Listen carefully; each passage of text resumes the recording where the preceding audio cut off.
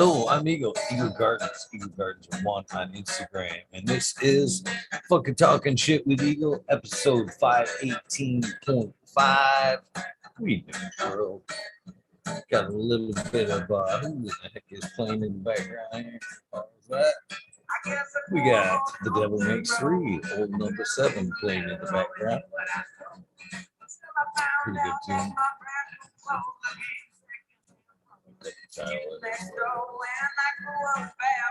Get this chat all popped out.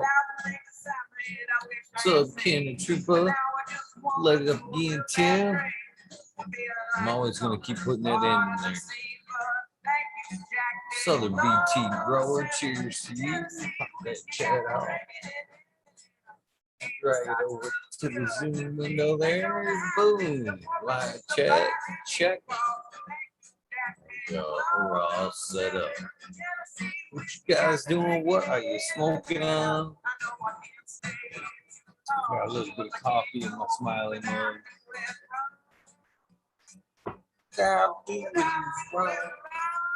Rolling up. Smoking some 6-shooter this evening. Drinking in heaven. It's good too, right? Cheers to the 8 watching. Yucca 420 Garden. Cheers to you. Mel's Punch. Man, I've heard that name a few times lately. Sounds like some pretty good smoke. You must have got that from GB. BGWG 420. Right? I'm guessing. Word, Booty Ultras, how you guys doing? What are you smoking on? Hey, Gene Shark, BG. Oh, no, 7. He's in the house. Yeah, some good smoke there. Small tubes, cheers to you. Thank you, Jack.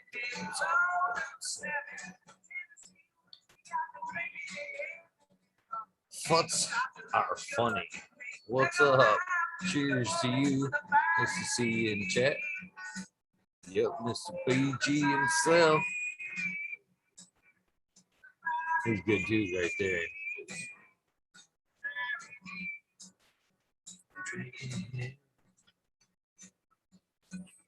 What kind of music do you guys like? What do you listen to in your garden? Cheers to Sarah. Always a pleasure to see you. Or see your chat, rather. Cheers. Mr. Jeff in the house. How you doing tonight, Jeff? TK as well. I see. Just only person that's thrown up anything. What they're smoking is Ken and Trooper. What are the rest of you guys smoking? Come on. Resurrection Prophet. Cheers. Let's go. This is another good fucking tune right here. The Butchers and the, what is it? The Builders and the Butchers. Bring home the rain. Good tune right there. Like the bottom of the lake too. I think I almost like the bottom of the lake better. Both of them are good. This one's a little dark. Both of them are dark. Good music nonetheless. This shit makes me fucking feel like I'm like in the backwoods somewhere. Listening to some fucking crazy ass shit. It's good music though. All the trouble that you. White Widow. That sounds pretty good. It's been a minute since I've had some White Widow. Be down to puff on it though. Bittner Spice Pound Spice Cake. That sounds pretty good. I know I just put you that. Shamrock Cake. Huh? I've never heard of that one, Mr. Modern tonight. How you doing? Always a pleasure to see you. Cotton Candy Kush. Ooh, roll with some sour D. That sounds really good. Really good, yeah. Red Pill. White Runts Live Resin. Ooh, that sounds pretty good. That's even mixing it up for Red Pill. This cool ass shirt here, sent to me by our friend Kazoo. Appreciate it, man. I dig the things you guys sent me. So, lemon and cream brulee. Ooh, sounds fancy.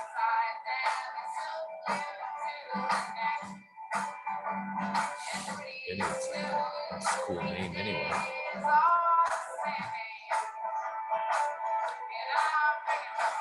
Good old ice cream cake. Yeah.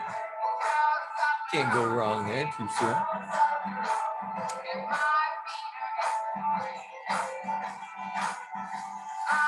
Oh man, I think I'm gonna go in and get me some ink here sometime soon.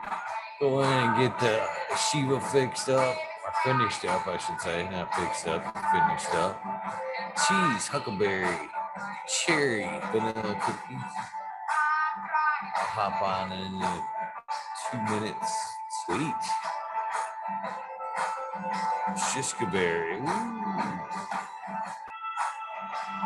That sounds delicious. Breeder Steve stock there, huh? Jack Green stock. Oh shit. Cut the music off for Jack.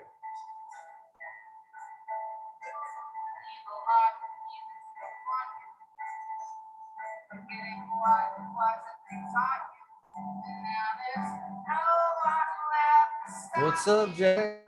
We kill this music here. Not too much, man. Long time no see. How you been? Pretty good, man. It's nice to see you. It's good to be back.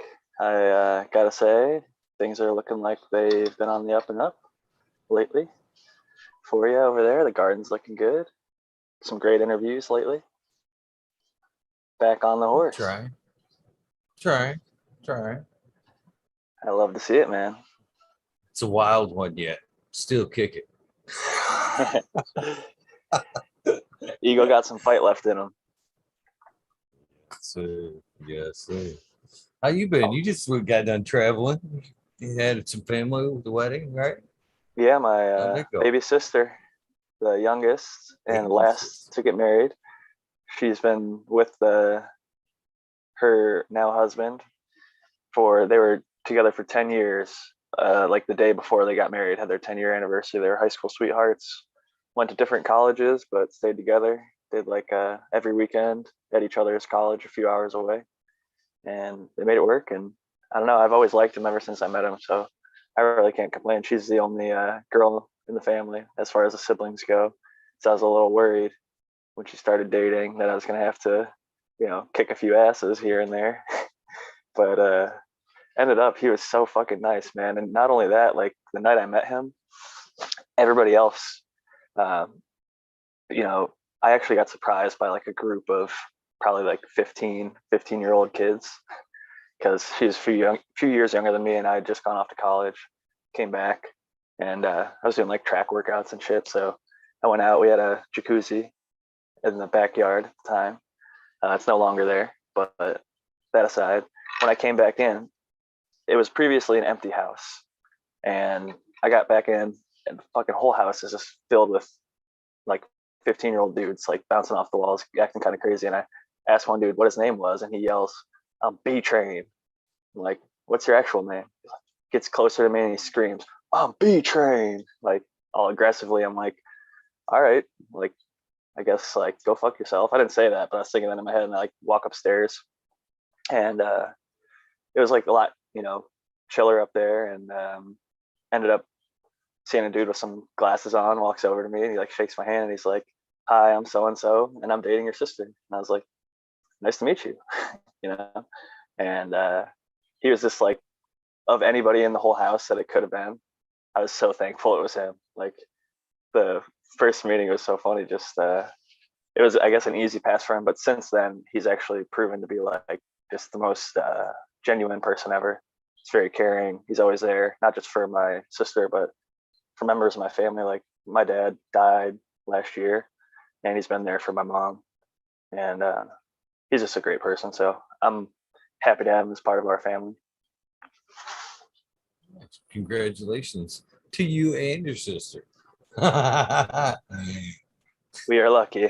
I am very thankful for, everybody in my family who's been able to find love, and I think that's what life's about, is finding love and happiness, and doing the thing. What are you toking on over there tonight? I watched a little bit of the interview earlier. Some sun grown action. Yeah, you seem really cool. It's a little bit of 6-shooter, what I'm smoking on here. Nice. I got a sample from my wife's work. It's called Calm.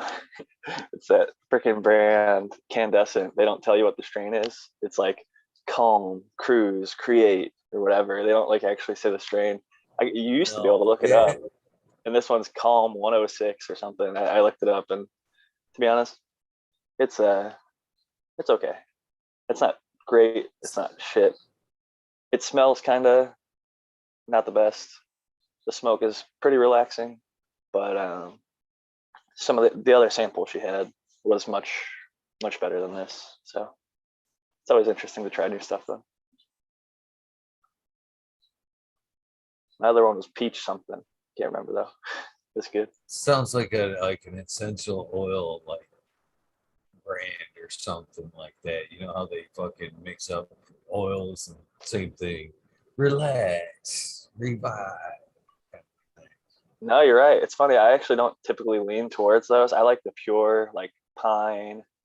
I like rose. I like a lot of the floral ones, like lavender. I really like jasmine, just for like enjoying the smell of it. I don't know, during the daytime, I just think it's a beautiful smell. It grows around here actually. There's like rosemary and jasmine in some of the neighborhoods, but it's called star jasmine, or like Confederate jasmine. It's like grown in the South, I guess. There's like a Southern thing, but I think there might be some negative racial connotation to the star jasmine. So whatever, the white jasmine, I enjoy the fragrance of it. I don't know about all the history though.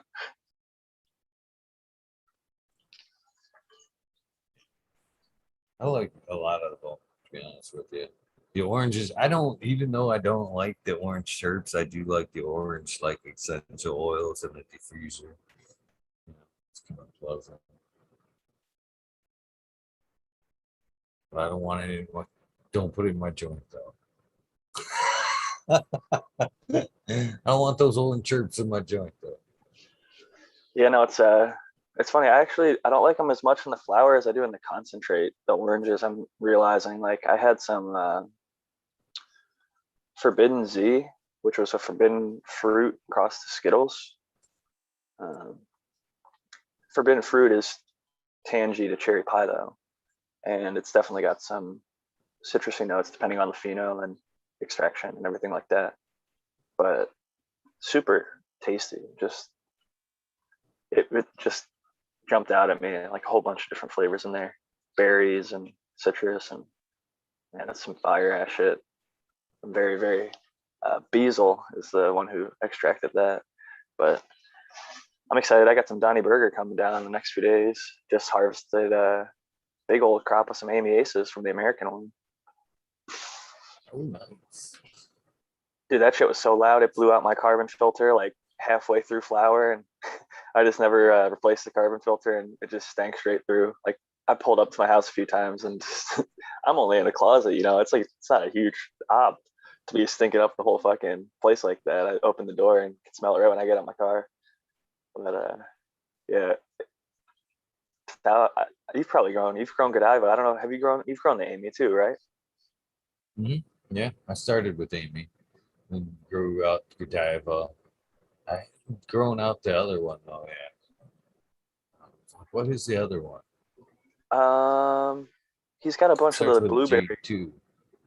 Oh, Genevieve or some shit like that.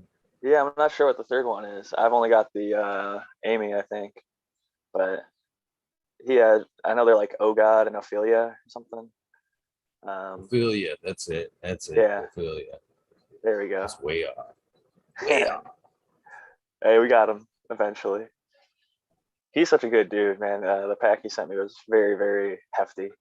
Much, much more than a 10 pack. I'll say that. He stuffed as many as he could freaking fit in that thing, plus whatever to cushion it or whatever. But yeah, That was one of the. I was so impressed with Amy when I first started doing the bro show there. I passed out. I even DM'd him. I'm like, hey man, I hope you don't mind, but I handed out the rest of the Amy's aces I got because I really enjoyed it and I wanted other people to try it. So I gave everybody on the show a couple of beans because he hooked me up too. I think it was like a 20 pack or some shit he sent me. It was a hefty haul there, enough to pass out to 4 fucking people and grow some. yep, you know, yep. but he was like, "Don't worry about it, man. I got more." I'm like, "All right, cool, man. Appreciate that." Yeah, he's the man, and Yeah. it's good shit too. It's super loud. It's pretty good yielder. At least mine was pretty good yielder. But it's I guess there's a bunch of different phenos. Like mine was, he said there's some people that get like the pine sol. I definitely got some of the citrusy. I'd say like I should probably pull out a jar of it and fucking just smell it. But yeah, I it's found Amy to be like a good sociable lead. Nice and talky, kind of brought out the smiles if smoke a couple of them. I definitely, you remember those things that you blew up? Maybe you didn't have them when you were a kid, but you've probably seen or heard of them. They're called sock'em boppers. It's like an inflatable Oh, yeah. punching Fuck club. punching bags. Yeah. Them things didn't do anything except give you whiplash, man. They actually, I Yep. think they added to the punch. It popped on your ass, gave the extra. But anyways, I want No, no, I totally agree with you. For people who don't know, these things were like marketed to children, but I honestly think I probably had numerous concussions because I had two older brothers who were heavier and stronger than me at the time I had them, and I got rocked, dude. Like seeing stars, I didn't realize that meant that you had like mild concussion until later in life. I used to see stars all the fucking time. We'd beat the shit out of each other. Like this is just one example, but the Amy Aces, I felt like the even like a few weeks into smoking it, normally I get a little bit more like strain tolerant to some stuff, but I was smoking it before last week's episode, I think, of the cheap home grow, and it just felt like I got whacked one good time square across my whole face with a sock'em bopper, where it's just like it hit me in the face, it hit me in the body, like my whole body had that kind of tingly feeling to it, and I had like a nice strong head high, but also a nice strong body high. It's great, like hybrid, very very potent in both. And like you said, maybe sociable. I think I was talking probably am right now, but there's just the two of us, so I don't know. Unless somebody nothing sneaks in, I wrong with got to go that. over to this view so I could see. I just swiped over. I had it on Eagles big, and I'm up in the corner. But sometimes, inevitably, somebody will sneak in, and then I don't see them for like 10 minutes, and everybody's like, "Why don't you let Smiley say hello?" You, yeah, you think fucking there's a possibility that like them fucking rock 'em, sock 'em fucking boxing gloves, they're fucking pretty much fucking were like a late 70s invention, if I remember right.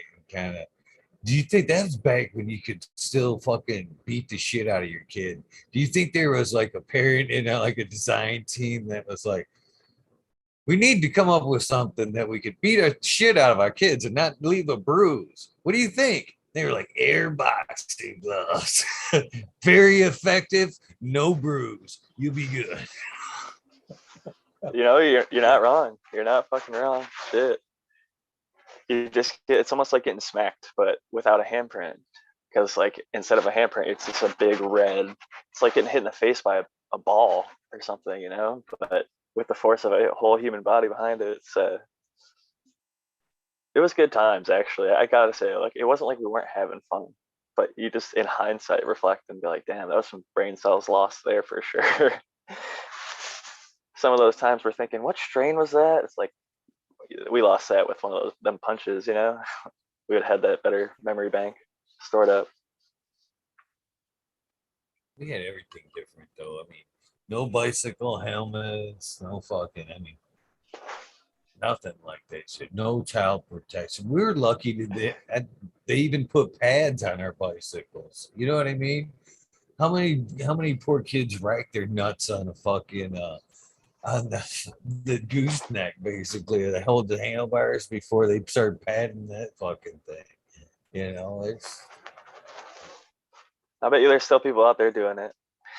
Fucking, so I don't know. Some of these bike designs, these e-bikes and things like that, some people get a little too clever with it, but some of them are really ergonomic. So I don't know. I just realized the other day, like it kind of technically every e-bicycle is technically like a motorcycle in a sense. It's like a bicycle powered by a motor. It's not technically like legally a motorcycle, but it's a motor powered bicycle. And some of these people get going pretty fucking fast on those things, and they're not responsible in where they're driving. You ever Yeah, see the ones that I don't even know what they're named? I've seen them here in Michigan a few times, different people, but they're like a fat tire, and you just kind of balance back and forth on it. And it actually, guy that I talked to says, man, it's got learning phases. Actually, you have to like train and work it for so long, and you graduate, and it unlocks to like full mode. He said, once you get that thing at full mode, man, that thing fucking kicks ass. Oh, he's like, it kicks ass anyway, but it really hauls ass once you unlock it. Pretty cool. like the single wheel, and you like have your feet on both sides of it, and it's like upright, kind of. Yeah. I don't know. There's like the one that's called like one wheel where there's like a board, and then I've also seen one where it's like a wheel with like a cover on it, and there's like almost like two little foot pedals. And I said this dude would haul ass around, but I never actually got to see that one up close. A bunch of people around here have like the one wheel where it's like a fat, almost rubber wheel. You can kind of lean forward or back on it, and whichever way you lean, it just starts pushing. And those people go like through grass and rocks and all sorts of shit. I see people riding them around here to like work, but they're also getting into like the bird scooters or lime scooters, lime bikes. Stuff's all interesting for sure. Alternative modes of transportation. Um, my wife didn't own a car for a few years, and I thought that'd be more of an inconvenience than it was, but it just people end up taking Uber and Lyft or taking trains and public transportation if that's possible for them or if that's what they can afford. But I think it makes some more convenient things affordable to people, which is ultimately good.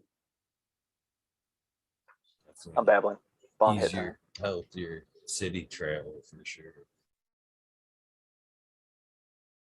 You wouldn't be getting too far around in here on that thing, even though it can go over rocks and through dirt, man.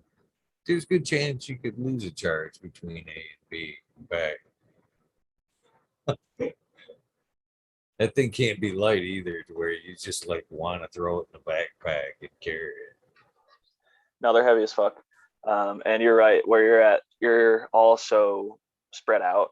You definitely gonna want to have a car. I saw Johnny Cannesy just got himself a little auctiony thing, like $500 something he could power around in, potentially beat up and not care too much about.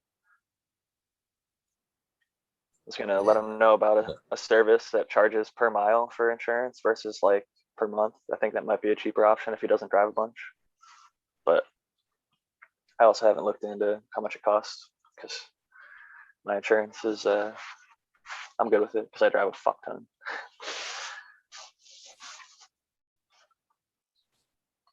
How I many used to miles? drive those. Go ahead. How many miles would you say you put on your car a year? Yeah. A lot. A lot. Everything is 15 to 20 miles away. So round trip 40 miles. You know what I mean? To Walmart or whatever. And then depending on I've slowed down a lot, but I used to go downstate and take care of my caregiver duties a little bit more, 3 times a week. And then that trip's let's see here, 150 miles each way, so 300 miles round trip, 3 times a week, 900 miles plus local traffic. Quite a bit.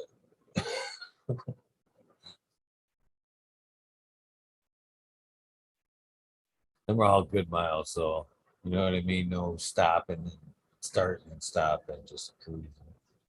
Well, and worthwhile. Fucking, you have something. It's not like you're dropping off a piece of art or something to a gallery. It's like that would make some people happy or whatever, but you're dropping off medicine to a patient that's gonna make their life better. Probably have a good relationship with them, and it's probably a positive interaction worth driving to most of the time. They're probably very happy to see you, I'd imagine. I sure as fuck would be. This Uh, time of year, it's fucking worth getting out there and driving, man. Well, it's kind of dying out now, but in fall, it's so oh, it's beautiful. hilly and like you can get at the top of a hill and just see over top of a bunch of fucking trees and see that like quilt of colors. It's good stoner driving this time of year up here. Dude, Lady Greenstock had never seen the fall because she was born and raised in Arizona. So she saw her first winter in Ohio, and then this wedding, she just saw her first fall in Ohio. So she'd actually never seen like leaves falling off trees and like the color change. And where we were at, Northeast Ohio, actually had a pretty beautiful fall as well. That just like reds and pinks, orange, yellow, every single color you can imagine, and still some evergreen stuff and stuff that just hadn't turned yet. It seemed like the closer we got to the lake, the more stuff had turned. But yeah, it was definitely the weather was good, other than the fact that it actually rained on the day of the wedding. But they had a little pavilion thing, so even though it was like partially outdoor, everybody stayed dry. But yeah, I definitely agree with you. Those are some beautiful ass drives when you're going along and you can just see basically where you're at, like endless forests of beautiful trees changing before they're bare and it's fucking frozen and snow everywhere and eagles out there shoveling and booms out there shoveling. I'm looking forward to that shit. It's super hilly around here. Super hilly. I thought I was gonna when I moved up here, I fucking thought I was gonna take the transmission out of my fucking Dodge because I was had that fucking 16-foot snowmobile trailer plus my truck would be loaded because such a drive back and forth. It's all hills, and once you hit like a certain point, it's fucking woo, woo, and they're not little hills, man. They're like, and but yeah, all the way around me, man. Any direction you go, man, it's whooping down. There's one hill over by me. It's Sunset Boulevard actually. So you're kind of driving towards Holton Lake, and perfect time is sunset because if you're driving down that road, you're looking, the sun's like dead set in front of you, and you're coming up this angle like this to where as you come up and you're staring at that sun, you look like you're. It's weird because it curves real quick too, right at that peak where you think your eyes are telling you, oh, I'm gonna leap off into the fucking sunset. There's a fucking 90-degree turn that rips you around and kind of takes you back into reality there. But if you go the other way now, you can look over, and that faces you like north, and you can look over treetops for fucking miles, miles and miles. Fucking, you could actually fucking shut your truck off.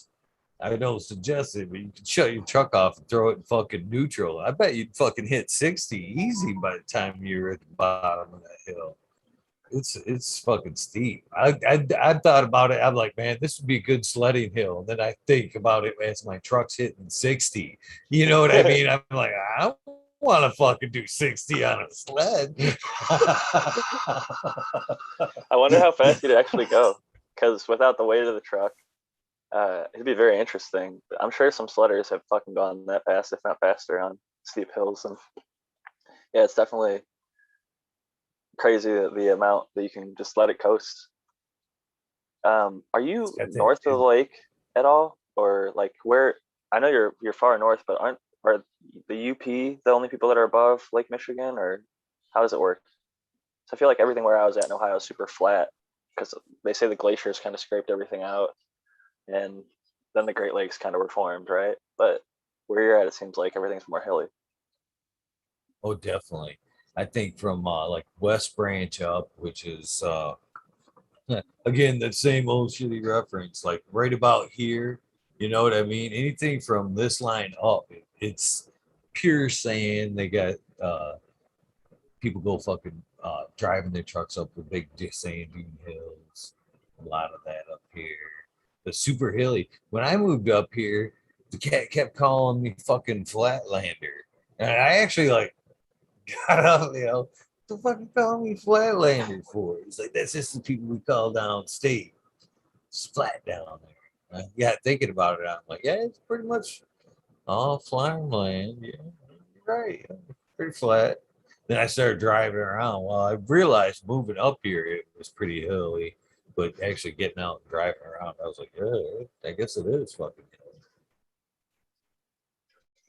Yeah, man, it's different in California because there's literal mountains out here, and so where I'm from in Ohio, they didn't have mountains.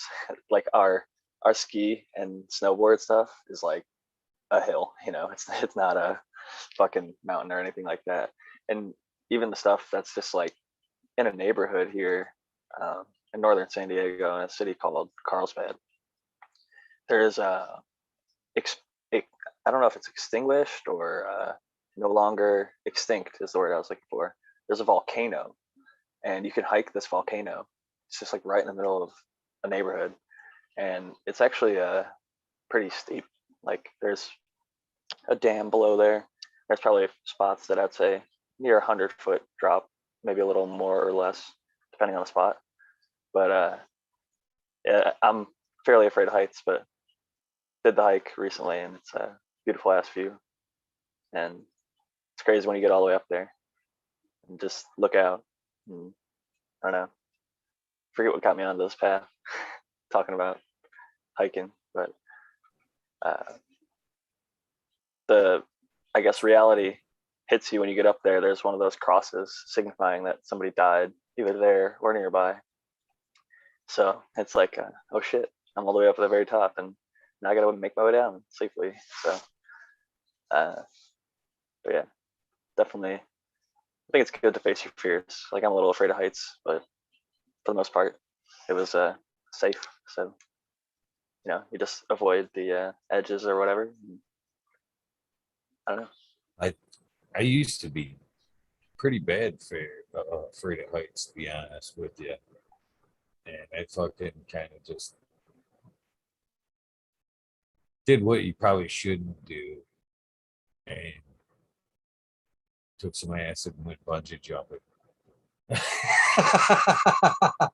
And shit you not, man. I fucking everything after that, man. I was loving it. It fucking I love it, man. First time I got in a plane, man, I was like, I'd love to jump out of this, man. I go looking out the window, like, yeah, this could be fun. Have you gone It's no, skydiving yet?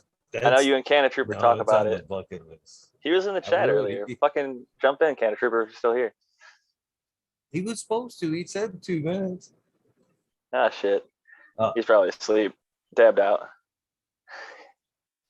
the We still love you, trick of Canna the Trooper. fucking heights there is look out, look out to the horizon. Don't not unless you're like a sicko and you just love that shit. You don't look straight down because that makes you sick. You gotta look off into the distance, and usually tends to make you. You know, it's funny. It's like the worst thing for me is like I used to get vertigo, and I guess it was just a psychological fear or whatever. But I'd see like at like a mall, you're going up an escalator, and you got like that like dropping like 2 or 3 stories down. There's a big opening. Where you're at like a football or basketball game or something where you're up in a high stands, and then there's that little drop off. I'd sort of like have to like grab the fucking railing, and like my world would start spinning. Like visually, things would start getting like wobbly underneath me. So I was like, I can't be having this shit. I'm not, because if that happens and I'm up there, what if I fucking slip and fall or something? So I was like, I have to sort of face my fear at some point. And one of the first ways I tried, there's a theory in psychology called gradual exposure therapy. So like exposing people to things that they're afraid of gradually so that they can overcome them. And one of the ways I did that was I had a little headset, like a virtual reality thing that you snap your phone into. It was fairly cheap, but there was a thing that was called like Face Your Fears, and one of the things was heights, and it'd bring you up to like the top of like a skyscraper and have you like hang off the edge of it and like look down, and you can look all around and see everything. And there was other like scenarios, or whatever, that bring you up into high places essentially, and you could do it in the comfort of your home, like sitting on a couch. You knew, I'm not actually up super high in the air, but you get the very sincere visual effect and feeling of being up there. And I would honestly like sweat and shit like the first few times, because like it looks like you're about to fucking fall, but I'm like, oh, I'm just chilling in my room or whatever, probably well medicated, so it made it feel even more sincere or like intense, the visuals and everything. But I think ultimately that was what was responsible for me getting over the vertigo. I haven't had that in several years, where I've been able to go up those escalators or buy things, or like even hike, pretty steep and areas with like big drop offs, and not have the world kind of feel like it's spinning below me. There's even a movie I think called Vertigo. It's like I don't know if it's a Hitchcock film, Alfred Hitchcock, I think. It's a really old movie. But yeah, I'm thankful that I no longer experience it. And then people get vertigo go for a number of reasons, not just like fear of heights. Some people get it after like surgery and stuff. And it's not pleasant though. I will say that. Yeah, I've had it myself once or twice. Just not a good feeling. I actually had it once this year. I thought it was the COVID shit, to be honest with you, man. I just couldn't. Every time I stood up, it was like, ooh, It's so I funny that you couldn't just said get my that. balance for nothing. Well, it's not funny that you were sick or couldn't get your balance, but it just hit midnight here, and I was kind of like staying up because I have to fill out a form for one of my jobs.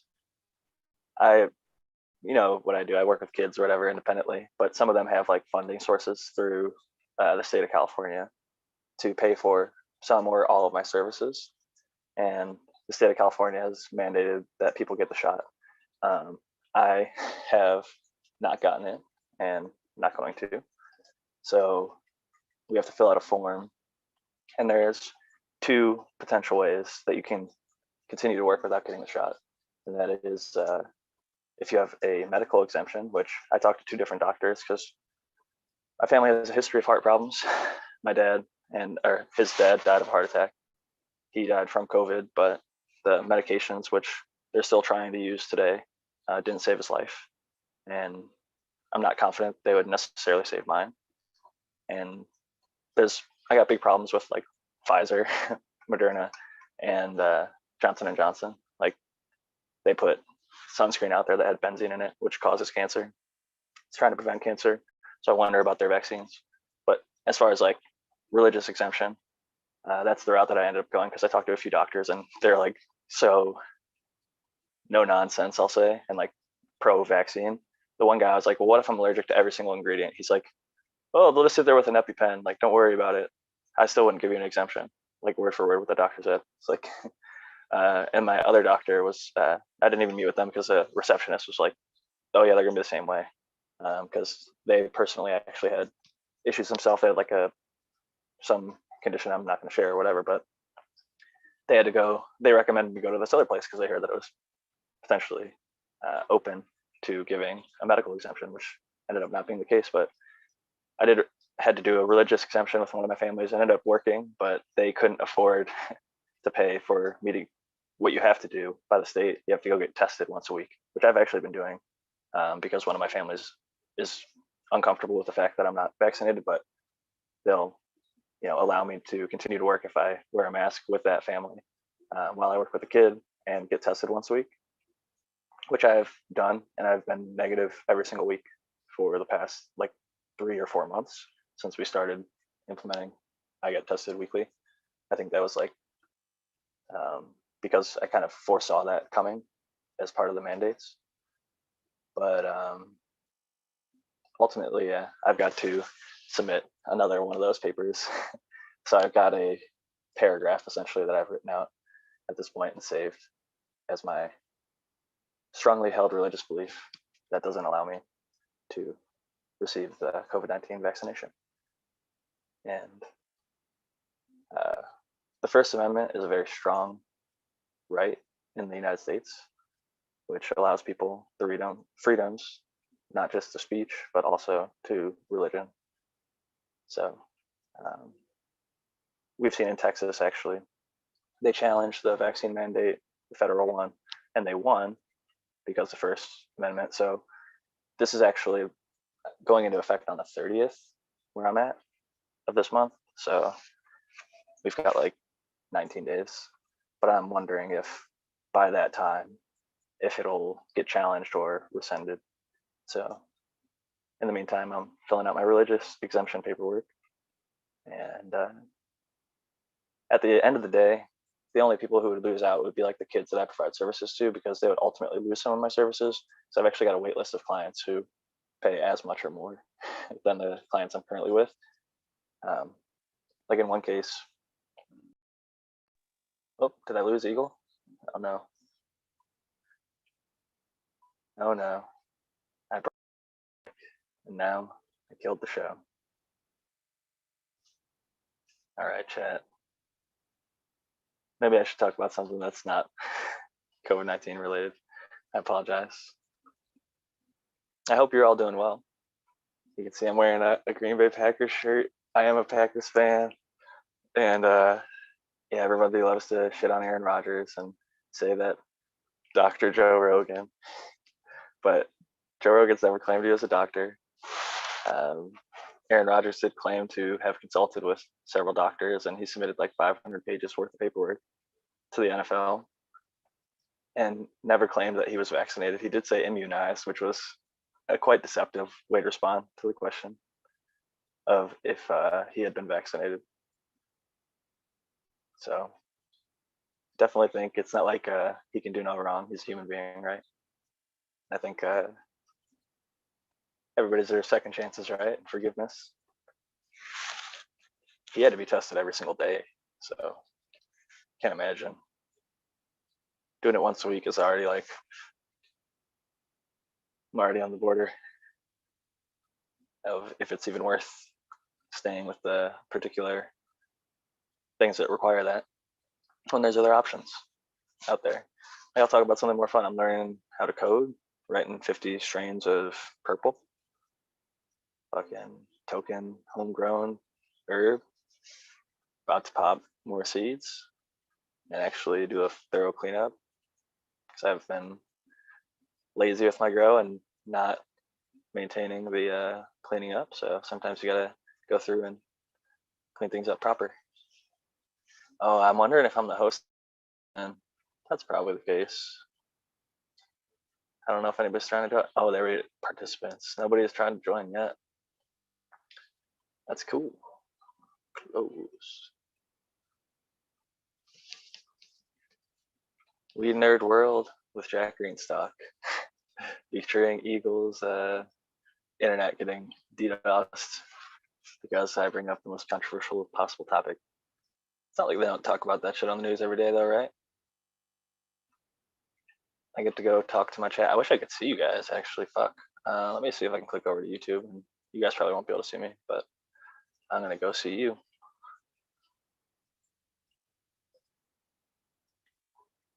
"50 strains of purple, very nice. What's your favorite purple?" That's a good question. I like a lot of the Purple Punch crosses.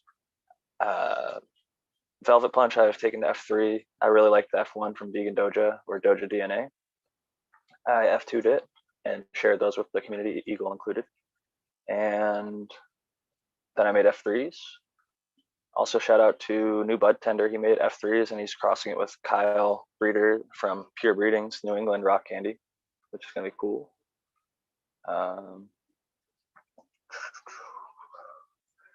But there's a lot of good purples out there. I like Purple Punch crosses more than Purple Punch by itself, for the most part. But I do think Purple Punch, if it's grown well, is good. C-Dub from NorCal, cheers to you. And all the weed nerds out there, Yucca 420. What do you find most fun about growing? Yucca, for me, it's now breeding and making my own seeds and seeing other people get to grow them and have some really awesome harvests. I've seen a lot of people get some dank off the Velvet Punch F2. And that's making me want to play around some more with it and seeing how the F2s and F3s work with some of the other stuff that I've got in my seed bank. But seeds in general, I love growing from seed every time. The potential ahead of you, like you can grow from clone. I have some buddies around here who grow the same clone over and over and kill it. So like if I want forum cut Girl Scout cookie, I've got 2 buddies that I can go to that grow it amazingly. And they have bigger setups than I do, and they have more expensive equipment than I'd care to invest, and they do their job very well. But I like to grow unique things every single round, and the seed, just like literally looking at it in like a tiny vial, and also just like when you pop it, the potential that it holds within it to go on to be this dank crop. It could be like a male, it could be a female, because I always grow regulars. But something about growing from seed is just magical to me. I think that's the most fun thing, either that or harvesting, right? Because everybody fucking loves when you just had a harvest and you got a bunch of dank homegrown that you're gonna get to stuff your lungs or face or whatever with. So welcome back, you, to fucking talking shit with Jack and the Weed Nerd World, getting us canceled, and Eagles connection cut. I know, I can't believe they haven't figured that out yet. The powers that be haven't figured that out yet. They take me out, but it just transfers them over to somebody else in the show. Rolls on. But shit, it wasn't even me. It should be taken. I think you were onto something there, Jack. I think that's why they were like, "Yep, figured out a loophole. Better shut that dude up." And took out the wrong one. Then my battery dropped like 10%. They were trying to just kill my battery and get me off the show. Like, I don't got a plug over here and I can't plug it in. I'm watching you, Google, Fuckers. internet, whoever's doing it. Yeah, because it is Google. I have an Android phone. Google owns Android. Google owns YouTube, which we're streaming on. I wouldn't be surprised if they own Zoom. They might not. That's not fact. I don't know if they own Zoom, but they do for sure own Android and YouTube. So Google has a scary amount of power. Scary. it's a money-making machine. Their marketing and advertisement, they make businesses lots of money. If people use it wisely, they can make tons of money with. I mean, there's like YouTubers out there that make millions and things like that. It's crazy. A bunch of kids now, you ask them what do they want to do when they grow up, they say I want to be a YouTuber. It's funny. I personally don't. I still think it's like being a professional athlete. It's probably like 1 in 1,000 that anybody makes a career out of it. Maybe 1 in a million, I should say.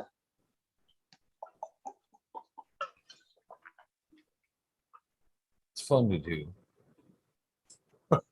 I don't do it as a like for me. This is not a profession or career. I just enjoy the community interaction. Hugo, I'm going to ask you a question. Can you still see me right now, or do I go away? You can't. Oh fuck. So yeah, I was talking to the chat earlier. I'm frozen. It's a Jack Greenstock is what it shows. Yeah, but the chat won't be able to see that. Okay. Well, at least I got to answer a few of their questions before you got back, and I did ramble solo for a while you're gone. So I'm actually gonna mute and drink and then take a huge bong hit. St. Bernard says YouTube loses money every day. It operates in the red. I can fucking see that, man. For the little bit of revenue they get, that's probably why they're so wanting to take channels down for like bypassing the system. You know what I mean? Make them pay YouTube and YouTube pay you. But man, the fucking servers they must have to upload all this shit. I mean, shit, I was saying this the other night, man. Just my shit alone, and I don't even have it all fucking backed up. I've got a fucking extra backup hard drive right now. I've got 7 gigabytes, 7 gigabytes of fucking show. You know what I mean? That's just me, much less fucking everybody, man. The fucking servers at fucking YouTube have got to be massive and costly. I would totally tend to agree. It was just 12:12. I love seeing those little angel numbers. I looked over at the clock. I know it's not that time where you're at, but Love seeing it. But yeah, I think YouTube could lose money, but Google is still overall a money making machine with owning Android.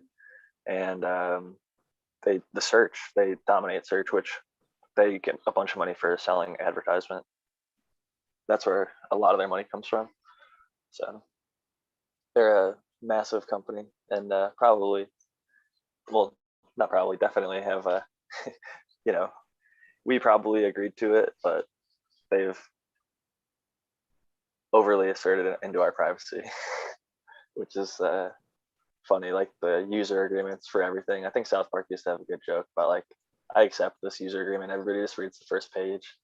They click I accept, and they like have people like break into their house and like beat their ass and like steal shit from them. And it's like, you agreed to it on page 2 or whatever.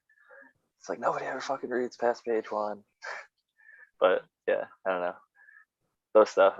The legalese, it's not even like reading English. If you try to sit down and read the 64 pages, it's like lawyer speak, and it's amazing. The big corporate companies, what they kind of have to try and maneuver around and do.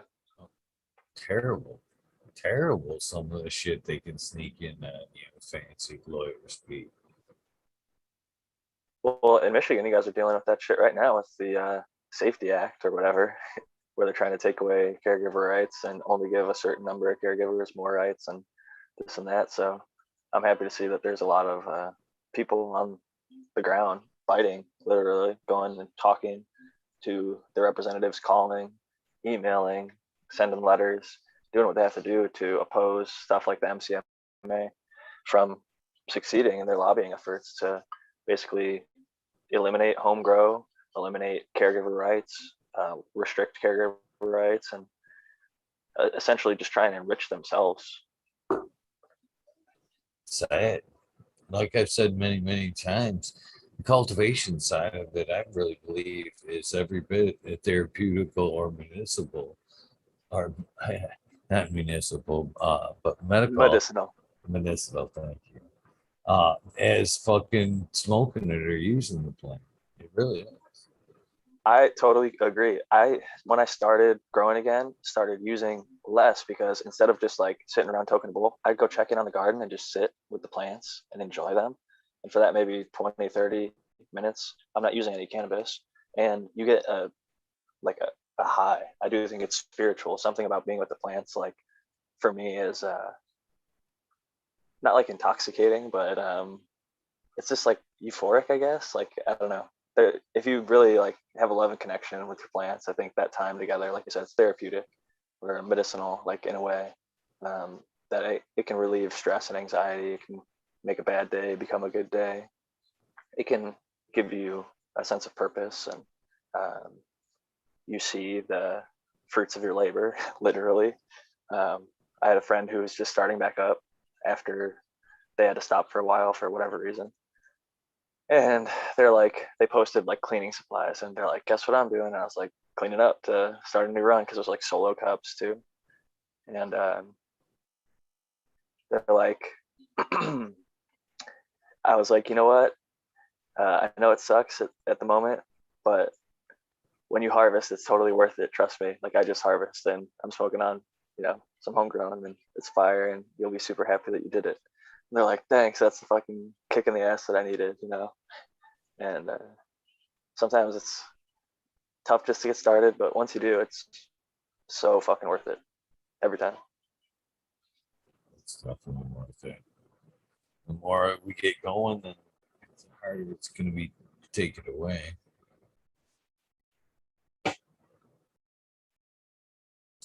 It's sad to see, but I think that's in the cards. I really do. As much as I hate to be, fucking that guy, but I really see it. That's like first things on the list.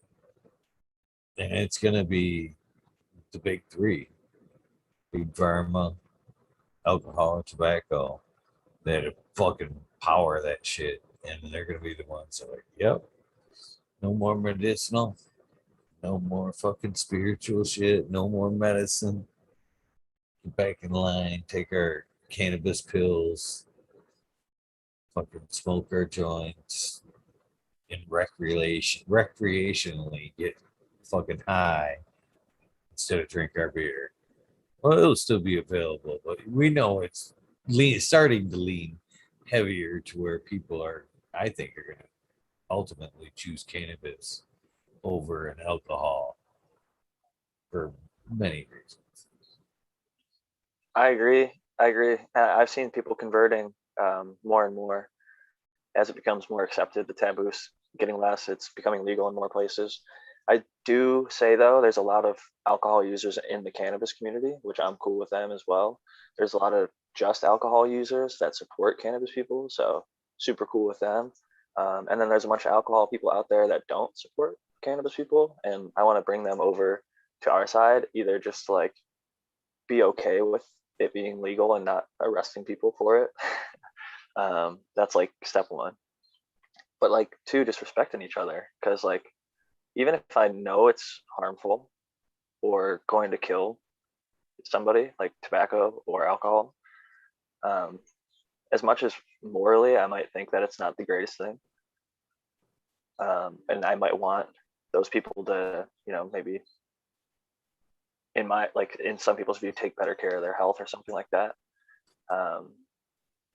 At the end of the day, I think it's all about just coming together with those groups, because a lot of them may never use cannabis, but they may positively support cannabis in a vote that allows things like we're talking about earlier, like allowing people to continue the right to keep cultivating. And so often, I used to even be this way, and I catch myself doing it all the time. Like I want to like poo-poo tobacco, like, oh, well, it causes, you know, cancer, and like that's like a lot of the stuff that people are using like cannabis to fight. Like Rick Simpson oil, I personally have seen treat and help people beat cancer and survive still to this day. So I'm a believer. There's that cureyourcancer.org where there's hundreds of people that posted their scans of, I have this type of cancer, started using RSO at this date. Here's my progression. I'm still surviving today. So I totally understand the distaste for like maybe tobacco or even alcohol, because it might have caused problem in people's lives. But I want to welcome Mr. Greenfingers and Smiley, because I saw y'all both just jumped in. So cheers, boys. Cheers. Good. Doing good, man. It's a good night. Show earlier was kick ass. Let's listen to that. Good dude, man.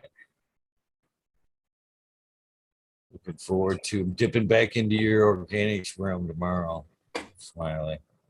And trust me, I'm not shooting to aim. I'm not shooting to aim at the organics, folks. It's just the way it's been going up. Oh, I know you're working on your dreadlocks. It's all good. Dreadlock wig made out of nothing but a cannabis fiber.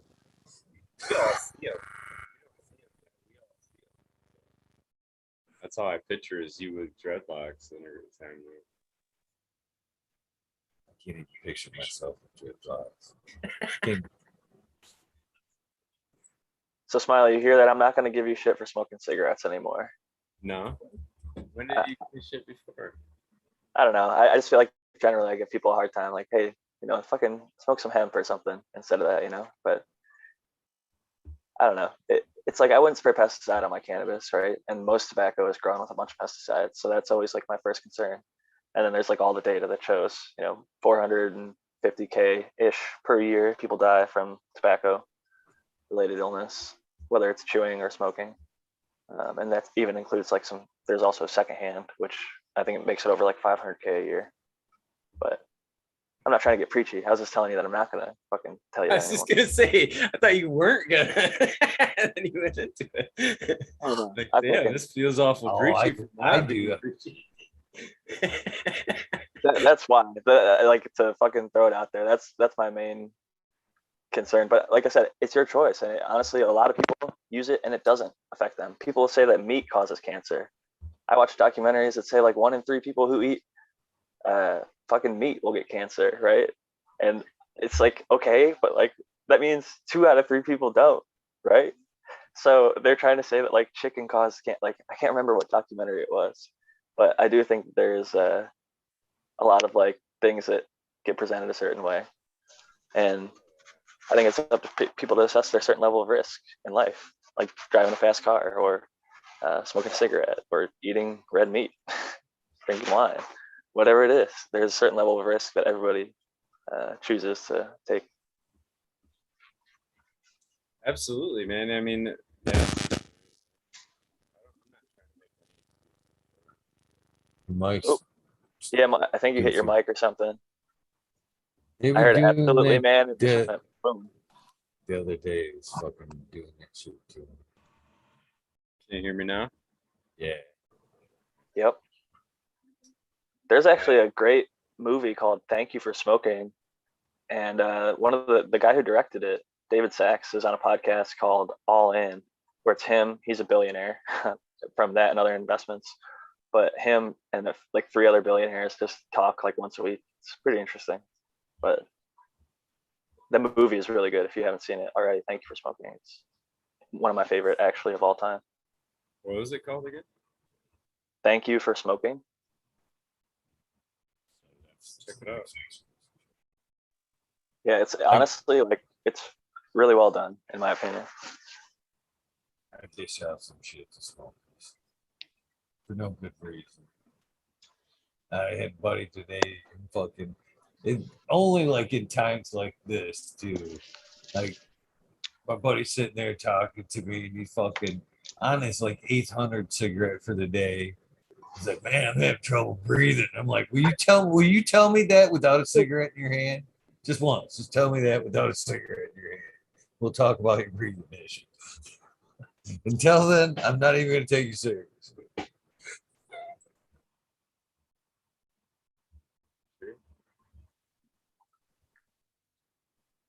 I'm glad I just never started on them because I think once it's easy to get hooked is the thing. But Oh, it's absolutely easy to get hooked. I don't know, man. Like sugar's one of the most addictive things out there too. You know, it's like I think soda. It's like people. That's what I'm saying. Like level of risk. People, the amount of sugar that is in a Coca-Cola is not even possible if you just dump sugar into a glass of water. It would pile up at the bottom. They have to like superheat it or super freeze it or both. So, and people drink that stuff, soda after soda after soda, sometimes all day long, or pop if you're from the Midwest. I don't know. Do you guys say pop or soda? oh, we say pop. Yeah. Pop. Yeah, I said pop in Ohio, and they say soda out here, but it's soda pop. So, mind blown for whoever didn't already know that. But people make a big deal if like you call it one or the other, and you're not from that region. When I moved out here, people were definitely tripped up by the fact that I called it pop. What is it like? Is it Texas where Coca-Cola is at? And like, then I think it's Texas. Everything's a Coke. Atlanta is where it came from, but I think in the South, a lot of places are like that. I think when I was in like Georgia, it was like that too. They just call everything Coke. What kind of Coke do you want? Pepsi? What kind of Coke? It's like, whoa, it's almost a bad thing to have like overly. It's like Kleenex. Everybody calls all types of Kleenex, even if it's a tissue of a different brand. Or Band-Aid is like a brand. Xerox. Bandages. Xerox. It's like, What you call a bandage? Over everything. You call it a band-aid, a bandage. Yep. Both same thing. But Band-Aid is a brand, so like there's a bunch of different bandage brands. Band-Aid is just one of them. Yeah, chapstick. Yeah, that's another one. You're right. What are we looking at, Green Fingers? We got a whole bunch going on over here. Yeah, right. Yeah, I'm just trying to water. I'm trying to get under this damn thing to water right now, but that's why I got to use this. Turning that off. I got Power yoga, man. some sour animal cookies. Yeah, and then we got. Are those the clones? Yeah. Get off me, boys. I just got attacked by 3 dogs. Yeah. And then sour animal cookie, sour apple. And then some Julius Caesar. And I got smoking out. Is this your first run with these cuts?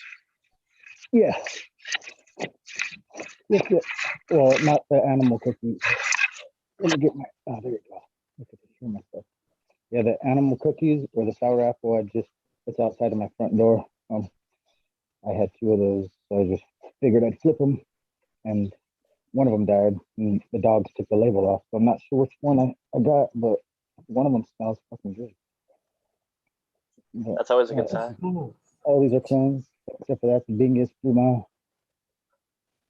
Fucking Blue Mile bushy. from Bingus. Yeah. Hell Fucking yeah. bushy. Too bushy. I want to Yeah. take it out of here and put it over here by itself. So Let it push out. yeah, because it's just not going to sprout very well. It doesn't want to bend either. It's like super stiff.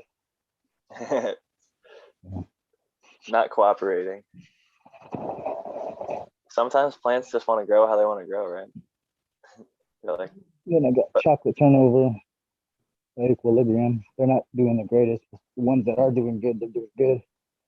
Like that one. I don't know why they're just not. They're not like the like these ones actually. Like those. Those are the Burmese banana berry from equilibrium. But those are all fucking fantastic, and they're just 1 week older. And look at that. That does not look like that. You know? That's just like fucking the total opposite. It's like, what the fuck happened? 1 week difference in age, and they shouldn't look like all different size fucking. These ones are all uniform and big and pretty. I don't know. It was just probably the beans, but I didn't do nothing different, so I have no idea. after seeing the American ones, butter cheese, that freak mutant thing, that he had other ones that grew out completely normally, but the one was like a spiral. I don't even know what to call it. It was like the most mutant freaky plant of all time. You've probably seen it if you know anything about the American one. This plant was like just a swirl, and it grew for like 10. It's probably still alive. I wouldn't be surprised. The American one hates killing plants, and I love him. He breeds great shit. I was just speaking so highly of him earlier in the show. But this one plant he kept, it just makes me realize sometimes there is legitimate phenotypic variance, and in some cases you get a genetic mutant. I do believe, because he had that plant around a bunch of other plants. I think if it was viral, it would have gotten to something else, and it probably would have either grown out of it or died if it was something that wasn't genetic. So Yeah, that was a weird looking plant. My opinion on that plant, I told him too, is I think it was a seedling. Necessarily didn't get enough light, reverted to like flower, and then got light again, and reverted back to veg. Maybe went back and forth like that, because it was a run, moved around the garden and kept kind of flipping back and forth until he actually took it outside and tried to flower. It's my opinion. That's what it looked like. that's an interesting thought for sure. But the thing that I wonder is why none of the other seedlings in that batch, like you said, oh, maybe because it was the run, like the hormones and the stress and things. Because like I was gonna say, the light cycles and everything, yeah, were dialed in close enough that the other ones grew normal, natural, whatever. And that one was just so freaky weird off. But who is the breeder of the butter cheese, Smiley? It's one of the, is it a Michigan person maybe? Oh yeah, it's ABC. It was Pat from. He was on the show once. He's my brother-in-law. So. Hey, that's cool. Respect. I think he said he found fire shit. Like the other one that he posted was frosty as hell. It was like a fully posted nug next to his freak, like maybe they weren't side by side, but he's like, look, I'm harvesting this one. And I remembered like earlier that week he was showing me the other one, and it was still in like some weird silly veg phase that I personally would have killed it. I would have too. I think it was funny. I think it's cool that he let it go, and definitely got a lot of it. People were talking about it all over the place, so it was cool. But he showed it to anyone and everyone he could. He got that thing on every show, everywhere he could. He's so funny, man. I bet you that plant is still alive. I hope he gets a seed out of it. I hope there's like one fucking seed or some shit when it's finally at its done, and he's made the choice to chop it, and he's looking through it. He's gonna be like, "Oh shit! Look what I just found. There's a fucking solo seed in here. We'll have to pop it. Like the darkest black little bean, Yes, dude, yeah. like super rich, healthy, like perfect seed. Big fat football looking thing too. Yep. And it's like a gorgeous female plant. It just doesn't have any mutation at all. It's just like, or maybe Yeah. it's a freaky mutant. Who knows? Right, he'd have proprietary number 2, Oh, that's true. version 2. Some people are interested. Like I put Freak Show in 50 Strains of Green, and I personally think it's a beautiful plant, and the high is actually pretty good. So I once I tried it, I had to include it, and it's so beautiful. The photos of it, it is very clearly. But I think at some point, how people appreciate roses, they'll start to come to appreciate cannabis mutations and the bonsai. I think the bonsai thing's already become a thing. There's like people that have 50,000, 20,000, like big, followings for like they have one plant, just like bonsai, or a few plants. Yeah, cannabis plants. Yeah, those are sweet. Yeah, there's a There's couple like guys that do it. Yeah, there's like 2 or 3 or 4 that I've seen, like Canna Bonsai Manny, and Yeah. there's a few different ones. But even like Stunted Art, the dude who grows in like the shot classes, it's crazy. He's stunted.art on Instagram, and he like I guess has a problem with like his back and hands or something, so trimming is very difficult. So he just wants to grow basically nugs. So he grows autoflowers in literal like shot glasses. He does like a bunch of them, and yeah, it works for him. So it's makes for a really funny photo. So it's like a ruler behind it, and then just like a bunch of tiny little nuggies.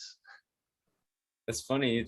I would think it would try to form more leaves than nugs, but I guess yeah, the top vegetation, the root mass would still have to kind of balance itself out a little bit. I don't know.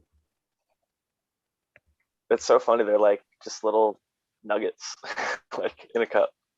And when he bumps it up to like a solo cup size, he can grow like monsters. He makes these like menorah plants and things like that. But I think it'd be fun to do like a bonsai just off on the side, because especially if you did one that like a plant that didn't need a ton of light, and you could have it like in the side lighting or something, just not really catching direct light. You can move it all around the room or something, and just. So I tried that with pepper plants, but they need too much light. I think they didn't do well just because of that. They got real stretchy, and like they were always trying to like grow into the light. And then I started looking into it more, and they're like, yeah, you pretty much need a lot of fucking light on them, just like you would any plant. yeah, Like, oh, okay, that's probably not the shade plant. I let my males sometimes hang out in like the living room before I got the Curador on this table over here, like the ones that I'm not breeding with, because if it was most times of the year, and even just with us turning lights on and off and stuff in like the living area, they wouldn't ever go to flower. So you just have these males and veg. I'd keep them in like a 1-gallon pot and just water them every so often. And I could see them becoming like a bonsai essentially if you want to. The thing, like what Mr. Greenfingers is holding right there, even just a little plant like that, you could like start from there. It's definitely. But what I wanted to say was, I guess it's so funny to blow people's mind and show them a plant for the first time. Still, like I'm so used to it at this point. Like the rare occasion that somebody who has never seen a cannabis plant, you like show them a live plant. I don't know if you get to have that experience too often, because I don't know if you like to bring people over to your op or like at your house too often, get like are comfortable enough with them to like show them a plant. But it's really funny to people's reactions sometimes, because even if they've smoked it their whole life, sometimes if they've never grown it, Yeah, it's I've like, never seen it or seen what a bud looks like on the plant. mm-hmm. I got a couple of friends that have been doing that now, because like Michigan is totally legal. Like any 21 and up, you can have 12 plants. You know, like actually the one friend I had, she did 4 of them this year. The first year she did 2, so it's her second summer doing it or whatever. But she had somebody call because they like you're not supposed to be able to see them from whatever. I don't even know the ordinance or whatever. But she had somebody call. And yeah, basically she had to pull it a foot back so that but the cop was all cool about it. He was just like, yeah, you just got to move it back and you're good to go. Fucking like, he didn't give her shit or nothing. And he told her, yeah, he was all in there. Those are fucking gorgeous. Like they're beautiful plants. Like, She does a really nice job, but she's hooked now. She's trying to like rig up lights for her basement and shit. She's like, I miss them. They're like my buddies. I'm out there every day seeing them and shit. It's like we always talk about that being the therapeutic part of it is like out there, they're your friends. And she's like, I totally see that now. I totally miss it. I got to do something for this winter. Yeah, honestly, I think a lot of the female cannabis growers I've spoken with reflect like the similar feeling about the one, even just like their harvest. It's like they connect to it emotionally, and on top of that, like when they're not able to, if you're a sun grower, your full season, if you're in Michigan, is very limited, right? So most of them are just going to do one run, and then they've got nothing for the winter if they're not going indoor. So that's a downtime. That's what I love about indoor is like you can just get the next run up and going. There's no downtime. There's no lag at all. So you don't get that I forget what somebody called it. It's almost like postpartum when Like people depression. yeah, it's like a post crop depression. Like if you're not growing, or like when a grower is in between, they're moving and maybe they can't grow for a little bit. They're getting set up in a new spot, and they maybe just for whatever reason, people have had times in their life where they have to stop growing, or they're not growing for a little while, and it's like you was saying, it's so therapeutic when you don't have it in your life. I do think we suffer a bit, mentally, emotionally, whatever it is. I get great benefits from having the plants, no doubt. I found I'll talk about my problems, but no, it's not even a big problem. But I found aphids. I brought some plants that I had outside, like I did the pollination outside, and then they were out there for a few weeks or whatever, and I brought them back in, and instead of putting them in the flower room to finish out the seeds, I just left them in the veg room or whatever, and then they were getting the 18. They're starting to re-veg anyway, but anyway, I ended up, I was like watering and I found aphids on the one. So I've been kind of like inspecting them, right? And I looked around on all the plants right away, and I'm like, okay, they're right in this one little vicinity, and there wasn't a shit ton of them or nothing, right? So I've been kind of fucking around just trying to see like what sprays work and which ones don't, which I was using. So I'll throw that out there, but I was using canna control, and I kind of settled on that one because I've used green cleaner, the plant therapy, and I just kind of settled on the canna control. I don't even know why. I like plant therapy a lot and using it too. It was just that was local, I think, at the grocery store, but anyway, that one I've been using twice a week.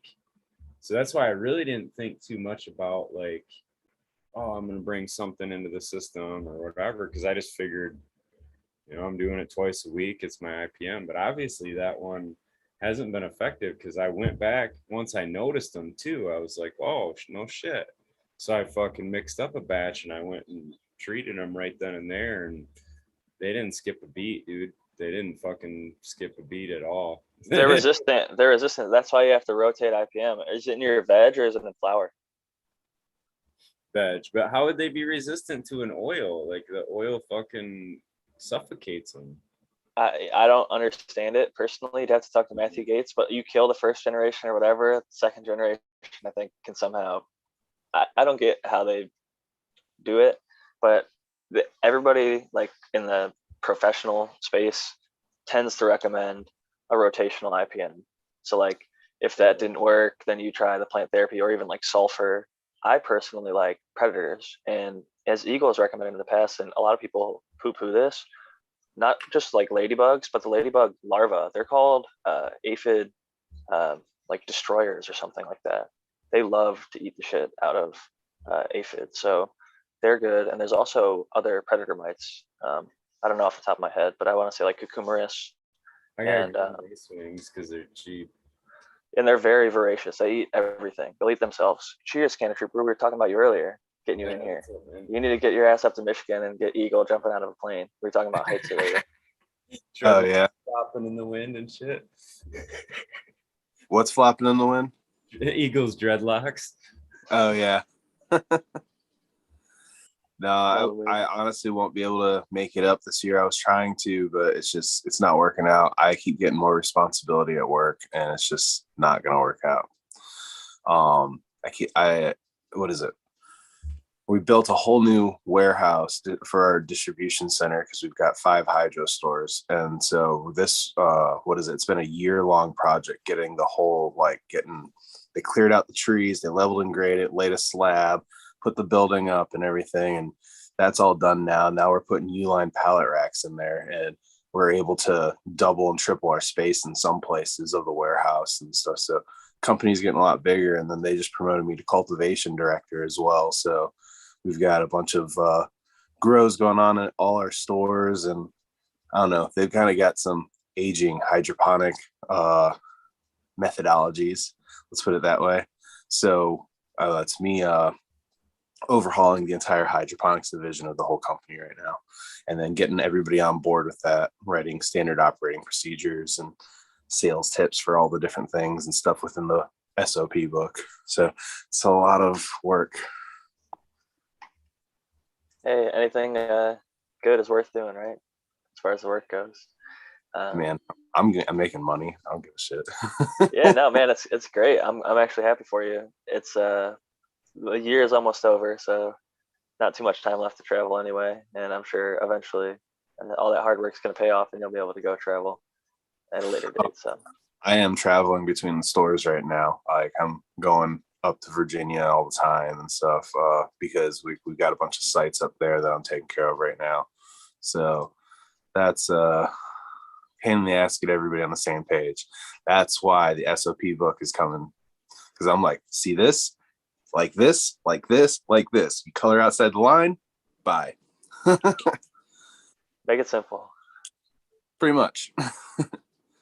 Simple's good, man. It works. I was just seeing, I think Grow Mouse got a job somewhere, and he's using, I think, just like 2-part and then fish shit.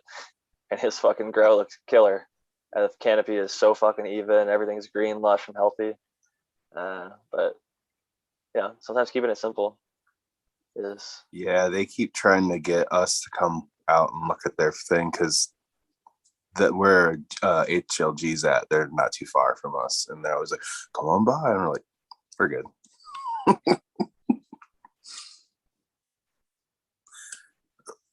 But yeah, as far as the IPM and stuff right there, rotating IPM regimens is what I usually recommend. The oils, yeah, they can become resistant, and it's about after 3 generations to it. And so that happens within about a month and a half. So every month you want to rotate, and you should have about 3 that you rotate between. And in between those, just use a soft cleaner like a like Clear-X or what's it called? Cleanse, but mostly H2O2 is the best, I feel.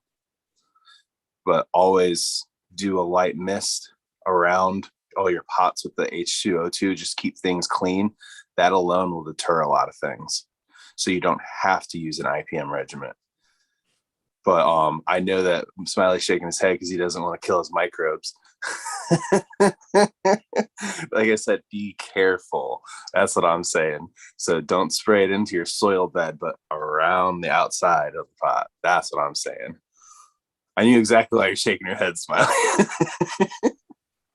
I'm like, no, H2O2 is the enemy. Would you ever get on like buying rove beetles and other natural predators like on a regular, like Green 13 at this point? I think he just doesn't use any sprays. He uses completely 100%. And same with the American one. They're all predator mites. They don't use any sprays. Here's more or less the argument to that.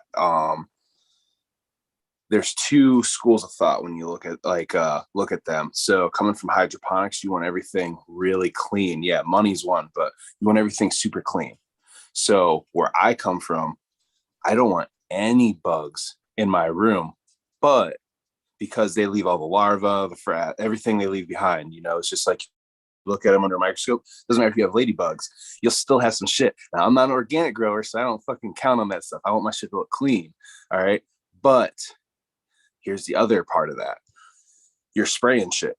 You're going to be putting shit on it. no one wants shit sprayed on their plants. So it's kind of like, what do you want to do? And if you're organic, you might as well not even fucking care because you got bugs anyway. You have all the beneficials and everything, all the predator mites, they'll be fine. But I'm personally looking to be more proactive when it comes to like bugs and stuff, being able to fight my pests and be my IPM regiment for me. That's been discussed a lot, very heavily lately. So probably going to switch to that. Got a soil ecologist in our wheelhouse that we're talking with to find out what's the best approach. And because it's also going to be region dependent. So you have these hardiness zones. If you look up on Farmer's Almanac, you'll see which hardiness zone you live in, and you'll see which bugs are more going to be beneficial for your region, because not every single beneficial insect is going to be good for your garden in your region, because they could multiply too fast if it's too good, and then they become their own problem. Yeah, it's definitely important to know where they want to. There's like Nature's Good Guys has like a chart that tells you what environments they'll thrive in and struggle in, and like for the most people that I feel like are listening are probably on the home cultivation, but there is definitely people outdoor, so the hardiness zones matter, and even natural. I think like people have found natural predators. If they're outdoor, they can encourage them by planting certain flowers and other things around the outside to attract them. And the one thing I will say is often with the predators, they will actually die off and like leave the plant because they're looking for things to eat. They do occasionally show up in the buds. Like I've seen one of the groups here in California, Cream of the Crop, they use Californicus, and it's funny, they actually turn red after they eat. So even if they're white when they start, they can turn red when they eat something, depending on the species or whatever. But the frass with those types of mites is actually like, it evaporates, is what Matthew Gates told me, off the plant. But like you're talking about ladybugs and other larger like things, there's actually shit that gets left behind. So there's something to be spoken about with that. And even sometimes the material they come on, there's like the sachets or sachets, whatever you want to say, that hang on the plant, versus like some people disperse them out of like there's like a dust that some of them come in, like a vermiculite or some other consistent powder that they can travel in, or even like you said, if you're trying to keep it sterile. Yeah, but if you're trying to keep it sterile, sometimes they actually put like feeder mites in there to like keep them fed until they get somewhere. So there is some like dead or inactive mites or whatever they put in there. It's like to keep them alive in the sachets or whatever it is. So it's an interesting conversation. GW Pharmaceutical, I think, stopped using they're like the person that Ethan Russo, the guy who wrote the Taming THC, the Entourage Effect, he worked for them for a long time, and they're one of like the big cannabis pharmaceutical people. And the American one commonly quotes that they went full predator mite for a while to avoid having to use any sprays. But I actually see the practicality in sprays. I think if you have it available, oftentimes it's way cheaper. Like sulfur is super affordable. That's what I was talking about right away. Like the money is stupid. So Yeah. I was trying to do that whole thing, run predator bugs. The problem I ran into, Jack, is I was seeing the predator, not that I wasn't seeing the predators, but I was seeing the problem bugs multiply. So I didn't see where the predators were ever really in it. And I was throwing a lot of it too, you know what I'm saying? And it got to the point where I was like, well, fuck, I can't flip these into flower with a known problem, and I got to spray. Yeah. So I had to start back spraying, and I ran probably a good 2 months trying to throw bugs at them, and I spent hundreds and hundreds and hundreds of dollars. I spent a lot. Dude, like the one order I put in was like $600. So Was it all the same predator, or did you try a bunch of different types? And I was working with Natural Enemies, I think was the name of the company, and they were kind of consulting. They got my room conditions and temperature, and they made recommendations, and like, so yeah, they were really cool guys, really great people to work with. It just, yeah, after, I don't know, after spending 10 times, it's 10 times more trying to go that route. Oh, for sure. Did you? The one question I would ask is, did you ever like look at or inspect the things? Did you see that they're like live? They like ran out onto the plants and things like that when you got them? Because okay, that's good sign. Because I have heard. Again, this is just information. I'm not the IPM specialist, but I've listened to like Matthew Gates, Sync Angel, or whatever, Zentanol on YouTube. He's talked about how some of these places are like marketing places essentially. So they like buy it from somewhere else and then sell it in certain volumes. And then some of these places are actual insectaries themselves who raise and make the things. And depending on how far away you are from that place, it might be difficult with the shipping times and things like that. I know there are local ones in Michigan, so I don't know if that was having to be a Michigan one or not, but I think that might be the route. I know Spartan Grown works by one. They like drive past it. A bunch of them all go in on it, so they actually get them really cheap. Because if you get it like the commercial prices, it's way less expensive than if you're buying like the home grower prices. I actually looked one up for like a greenhouse. It was like 500,000 of a certain one that I was looking for versus like the 1,000, 2,000, 5,000, 10,000, 50,000 that I was seeing marketed at like home growing. So it just depends on where you look for them. And in your case, like you said, they weren't necessarily effective. So whatever you tried didn't work, and there was a need for the spray. I don't think that there's anything bad about using the spray. A lot of the stuff is completely gone and non-detectable by the time you get the flower. So like the Amazing Dr. Zymes just is one example, or even like plant therapy. Those you can test in California. People use them in our market.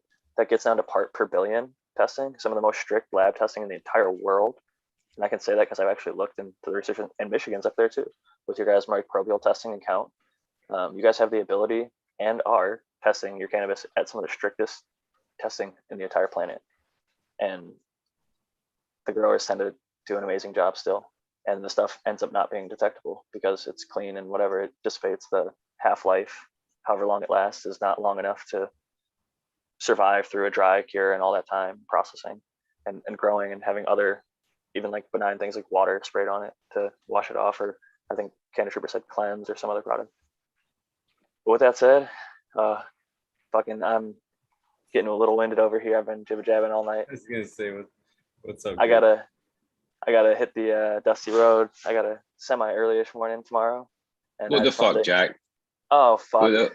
Green 13. Come on, man! Don't start this again. Hello, brother. Give him a complex. Yeah.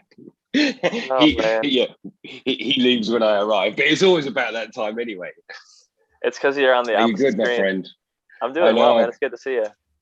Yeah, good to see you, man. Yeah, I spray again now, brother. I spray again now. Okay, hey, Yeah. good update. Yeah, I had the same experience as Smiley. It's you get that one bug that beats you, and then it's like, well, it's for spider mites, but I took, just before you go, there's the red things that kill spider mites. They're like super mites, and they come along. Right. So I took and they're fucking expensive, right? So I took a tub of them and I put them on my dehumidifier, and there was a plant just across it, and I watched them all walk up the plant, down the trichomes, get stuck and die. And it's like, fuck you, you lot are getting sprayed now, because obviously not that round, but it's like the amount of money you're pouring into it, and these dumb motherfuckers walk straight into the trichomes. What the fuck? Anyway, excuse my bad language. No. I was angry about it at the time. I love the honesty, man. That's what people need to hear. It's not. This isn't a rosy world where everything's gonna be perfect every time. That's what I think people don't understand. Somebody was talking about investing in canopy growth stock, and I was like, I don't think any of these public cannabis companies right now, personally, in my opinion, are a great investment, because I think all of them are unfortunately well funded but not well experienced. Nobody's experienced at that scale. It's never been done legally before, and it's already difficult to do even at small-ish scale. The craft guys know what they're doing, and they can pull it off run after run and get good crops. To do it at a giant ass scale, it's very difficult. And then you have to find a market. Like Canada, I've heard 80% of the crops go unsold. So it's just all about do you they even might have the go market? unsold legally, let's say. Yeah, that's true. It's because they can't shelve it. It doesn't meet requirements. That's why. Because once you get to such a diluted corporate level, I'll use the USDA for example. They're a client of mine. They buy 3-part general hydroponics, and when I go to drop the shit off at their facility, They have no fucking clue what it does. They're like, oh, we got a chemical delivery. I'm like, chemicals? What the? It's mineral salts. What the fuck? It's watered down mineral salts. That's chemicals though, bro. That's chemicals. Either way, USDA, either way, whatever you believe, USDA, their research, everything they're doing, any sort of everything they put out, any information, anything that you want to read about organics, they're using 3-part GH. I deliver it to them. So it's just no one really knows at that level. When you get up there, they always budget it down. They water it down. It becomes to how little money can we spend so that we can keep our operating costs little, because you have all these money people, all these paper pushers just trying that their job, their sole purpose in life is to save money. So they'll find and bottom dollar it out. So yeah, dude, it's expensive, and when you get up to that level, no one wants to pay. Even at the craft level, people don't want to pay, and the people up top don't want to pay. And you will never convince them otherwise, because they'll listen to the nutrient rep before they'll listen to you. Doesn't matter what experience as a grower you have. I was at a greenhouse this summer for a massive cannabis festival, and in the doorway of apart from the fact that everything was covered in spider bites, in the doorway of every greenhouse was 3-part GH, man. I could have picked them all up and walked out with them. Like, it's so fucking expensive as well, but that's what they use, isn't it? I think that recipe's 60 years old. It's 40 plus years old. Tried and true. Simple. That's what they say. Well, when you get to that level, what it comes to is your lead grower doesn't have time, doesn't want to deal with those people that don't know, that they keep hiring at a bottom dollar value.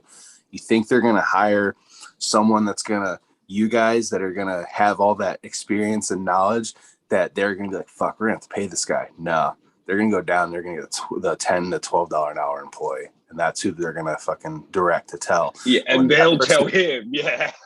And when that person doesn't get it, they're like, all right, I'm going to dumb this down for you. And that's how they end up at the GH. Well, and on top of that, there's just something about, and again, this is going a little bit back to the spiritual element of it, but I think hands-on plants, if you have 1 billion plants or 1 million plants, whatever the fuck it is, and you've only got 100 or 1,000 or however many employees, like one gardener, like Eagle, can, I don't know, get up to close to around 100. I think his count is like 72 or like 84 or something. He handles that. His hands are on all those plants, not necessarily every day, but every other day probably. And there's something about the connection that you have with a plant when you're physically putting your hands on them and taking care of that plant, seeing it, looking at it. You can expect it, like if there is mites or whatever it is, or if there is nutrient deficiencies, whatever it is. And if you actually care, because you're personally going through and like watering them. I still don't think he's automated, so I think he's hand watering all those plants still. And there is definitely a connection that you develop that isn't going to happen at a scale level. Like the corporate, it just doesn't scale. Like you can't be like, all right, this block of 72 plants over here is for you, and this one over here is for you. And like, I don't know, it just, the connection is lost because it becomes, okay, you're here, so you just got to take care of all of them in this area at this time. And you know, if it's not your job to look for pests, maybe you're not going to look for them, you know. And that's a lot of people. Like, I think everybody has to be trained to look and inspect your plants for nutrient deficiencies and pest damage and things like that. And a lot of people underappreciate the crop scouting. It's so important just to, you know, there's so, like you were saying, there's plants, greenhouses with plants full of spider mites, and people just not really doing anything about it. So it was a food crop, but they were doing nothing about it. Yeah, I believe it. I've seen it all over here in California, like the crops in like Home Depot. Not to attack Home Depot. But the funny thing was, I was with a bunch of growers, and we walked in, and we were like, "Oh, greenhouse," and then we were like, huh, "Fuck, okay, everybody back out." Back away slowly. That's funny shit. It's like, I'm gonna go change clothes before I go anywhere near my grow now, because that is some sketchy shit. Yeah, no fucks given. But yeah, it was autopot and GH. And to be honest, I bet that shit grows crazy. Yeah, dude. It's effective. I used to get the hookup from a old guy. This goes back 20 years or whatever, and that's what he was using. The fucking it was like a green bottle, a orange. Why they gotta make it them colors? Like bottle or some shit. That was all he fucking used. He killed it, man. He had the best shit around. look like it's for the car though, doesn't it? Look like you should be putting in a reservoir in the car. You ain't wrong about that. He had a crate. I remember he had he had a tub set up that was like just for flushing, and he had a whole like hose set up, and he could set like 4 plants in this tub and just hose them right down. Woo. You know, his number 7s, he'd just flush the fuck out of them at the end and shit. Totally. Did he use sunshine before? Yeah, no, I was gonna say on that though, the flushing part like that's the old technique that I learned of flushing, right? Was like totally fucking get a ton of runoff. Like he was like, you want as much to run through that pot as like 2 times of what you put in, kind of thing. But anyway, like that kind 3 of times, that's what I used to do. yeah, that kind of flush in light of some of what I know now, I guess with peat moss anyway, like that would have like actually caused a water stress on the plant. And I, you know what I'm saying? And it would have changed, it would have had an effect based off of water stress more than anything, you know? Like, Yeah, and as an outdoor dude, when I used to flush like that, 3 times the volume of the thing in peat moss, right? I now know, well, I'm just starting, let me just get my bud rot started. Let me just make sure if I haven't got botrytis, that I am making that systemic right now while I flush. And I don't need to be flushing because I'm in fucking peat moss. True. So true. It's crazy. But yeah, I don't know. So on the flushing technique, that's my opinion. I wanted to say there's been some studies about the flushing, and some people say that it works, some people say it doesn't. The one thing I'm interested in, I just saw, I'll have to DM it to you. You might have seen it. I think Smart Poker shared it. It was the University of Guelph who did the drought stress study that showed like a terpene and cannabinoid increase by drought stressing in week 7 versus a regular control condition. They just recently found so they just recently found UV actually, however they implemented it in their study, didn't benefit yield of the buds or cannabinoids or terpenes. You'd have to listen to Sergeant Pepper, man. He just want everyone to hear that quickly. No, it's cool. We saw that article in one of our chats, actually. And I was like, oh, right. I use a lot of UV. And I personally love it. But I asked, how was the study implemented? And he didn't answer me. So I don't know. I can tell you more. 3.5 hours a day. It was 0.2 to 0.9 umule.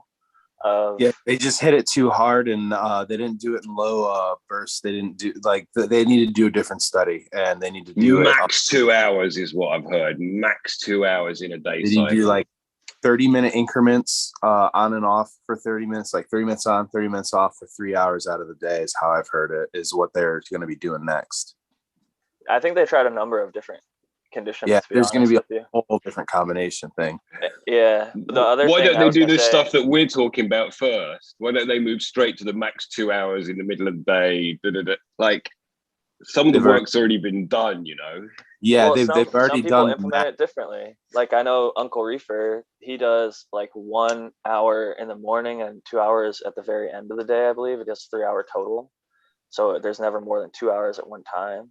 Or it was 2 hours on the front or 1 hour on the end, but 3 hours total. And they like the results, but I don't think they're getting lab testing done.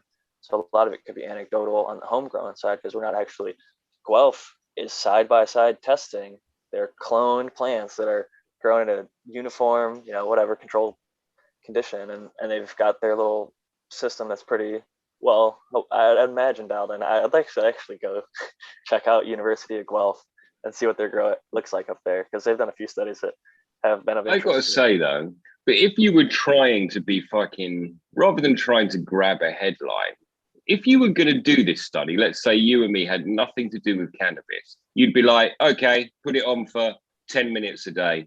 Okay, try 20 now. You wouldn't start with 3.5 hours. It's like, let's get to a point where it definitely fucks the plants, and then we'll put some information out. Because we know UV is damaging, UVB. We know it's a stressor. So it's a weird test, right? It's a weird set of results to come out. Where's all the other? There's the 10-minute, the 20-minute, the hour, the heart, you know. Or like a Seems a bit. DLI kind of measurement for it, to where you don't want to exceed a certain amount of intensity and on time for the whole day of it. You know? I'll say this. Go It ahead. won't be the last study. Sorry, you go ahead. It's not going to be the last study done. There's going to be a lot more research. Yeah, I think with this first study is what they're trying to do is dispel all the people that keep it on all day, because I do see that a lot with people that first get it, people that don't understand the tech, because like I said, not everybody's going to sit here and educate themselves this fully on it. They're going to be like, oh, this works. I heard this is good. And, you know, they just grab it, they get it, they buy it, throw it in. The sun's got it all day. The sun's got UV all day. That's what they're going to think. Yeah. And that's where they're at with it and stuff, or that's how it's been marketed to them by a sales rep maybe. So they go in, they do that, and I think that's what this first test was to dispel that myth. And then they're going to keep continuing to do studies, because there's so many different permutations that they can do, and like different combinations, like you said, green 13 with the UV. They can just really go to town with it, or they can really figure out how to minimize the exposure rate and maximize your kind of takeaway from the whole usage. situation. Yeah. Sure. But yes, many more studies need to go. What? I will say this. In cannabis, there was a study done about 440 nanometer blue, which you can add very safely, all 12 hours of light, just a tiny bit, a few diodes of it. It might make your light look like a blurple or whatever, but the blue has been shown to bring out more anthocyanin. So if you like purple bud, it'll make your fade come out a little bit more naturally, and it also increases terpene production. And you could check out my page. I have like the data and the science with it all under like light the royal, information. right? I'm not necessarily the best at like the pitch of it, but 440 nanometer blue was the specific. It was like 430 to 440. I think they're calling it royal blue, dude. And Invisible Sun do some of that. You can already get an option with some 440s in there, but they also do a 440 strip, which I'm going to buy for exactly what you're describing. Some early in veg, through veg, and some late in flower. I love the blue boost. Like, I think that it definitely adds a little something. Like even like a bluer spectrum, like my veg is a 4K versus a 3500K. I noticed the difference between, and I know that sounds silly to say, but you can definitely tell the 500 Kelvin difference of like a white light being a little bit bluer, being a little more red. And then my 3500K, I've got the 440 nanometer blue, kind of like a little boost, and then some 660 red and 730 red. So I don't know. I think that there's research. If money were no object, though, I'd just grow in blue light, because, like red is really to fat up, and blue, it just does beautiful things. Everything it does, the way it makes leaves, the way it makes stalks, all of it is like. That's what I was going to say. The bluer run and flower, I would think you'd be trimming a lot more than you would. It seems like anytime I ran like the metal halide blues, they were really leafy. The bud you didn't get that nug meat, so to speak, or whatever. It was a lot more just like what I typically see outdoor too. Like the outdoor runs tend to have a lot more leaf to the bud, I think. Yeah, because that red, that's a winter red. That's it's a late in the day red. It's a funny thing, but it's like exactly like you say. I bet there was super crystally though. Like those leaves that you were trimming off, it's like, well, they've got to go to the extractor because. Maybe, yeah. Get trichome covered. I still say, man, there's a balance in that spectrum. So like what you're talking about, adding the blue, that spectrum of blue is a really high energy wavelength, right? Like it's the shorter the wavelength, the more energy it's carrying with it, and that's where like UV becomes dangerous versus where infrared isn't as dangerous until it starts heating the plant up. But you know what I mean. So the blue being added and throwing the more anthocyanin, I would think, is triggering that response because the plant's trying to deal with excessive or light saturation in certain aspects, and the way that they deal with a lot of those, I guess, extra wavelengths of light, like out in nature too, or out in the outside, is they develop these different pigments and carotenoids, but they actually work in a way where, so like we were talking earlier too about the purple stripes and all that under like the LED stress lights, the LED stress plants, and like a lot of that is the response because it's not able, the photons are hitting the plant at such a rate and it's not able to convert them into photosynthesis, but it still has an excited like state of a pigment. And I don't know all the detail of it, but there's a way that those carotenoids, and anthocyanin is a carotenoid, is those help to deal with that excited state in a light saturated. It's like a sunscreen. And not in that respect. It's more it's a protection mechanism because there's a reactive oxygen species that's created if that excited state isn't able to move that electron right away, and it can be damaging to the cell. So instead of having it damage the cell, it's like a safety mechanism to dump that off, and those anthocyanins convert that into a heat energy versus a sugar, versus capturing a CO2 and making it sugar. So it's kind of, yeah, it's a waste mechanism for the plant. Yeah, it's I'll say this, an though. outpouring.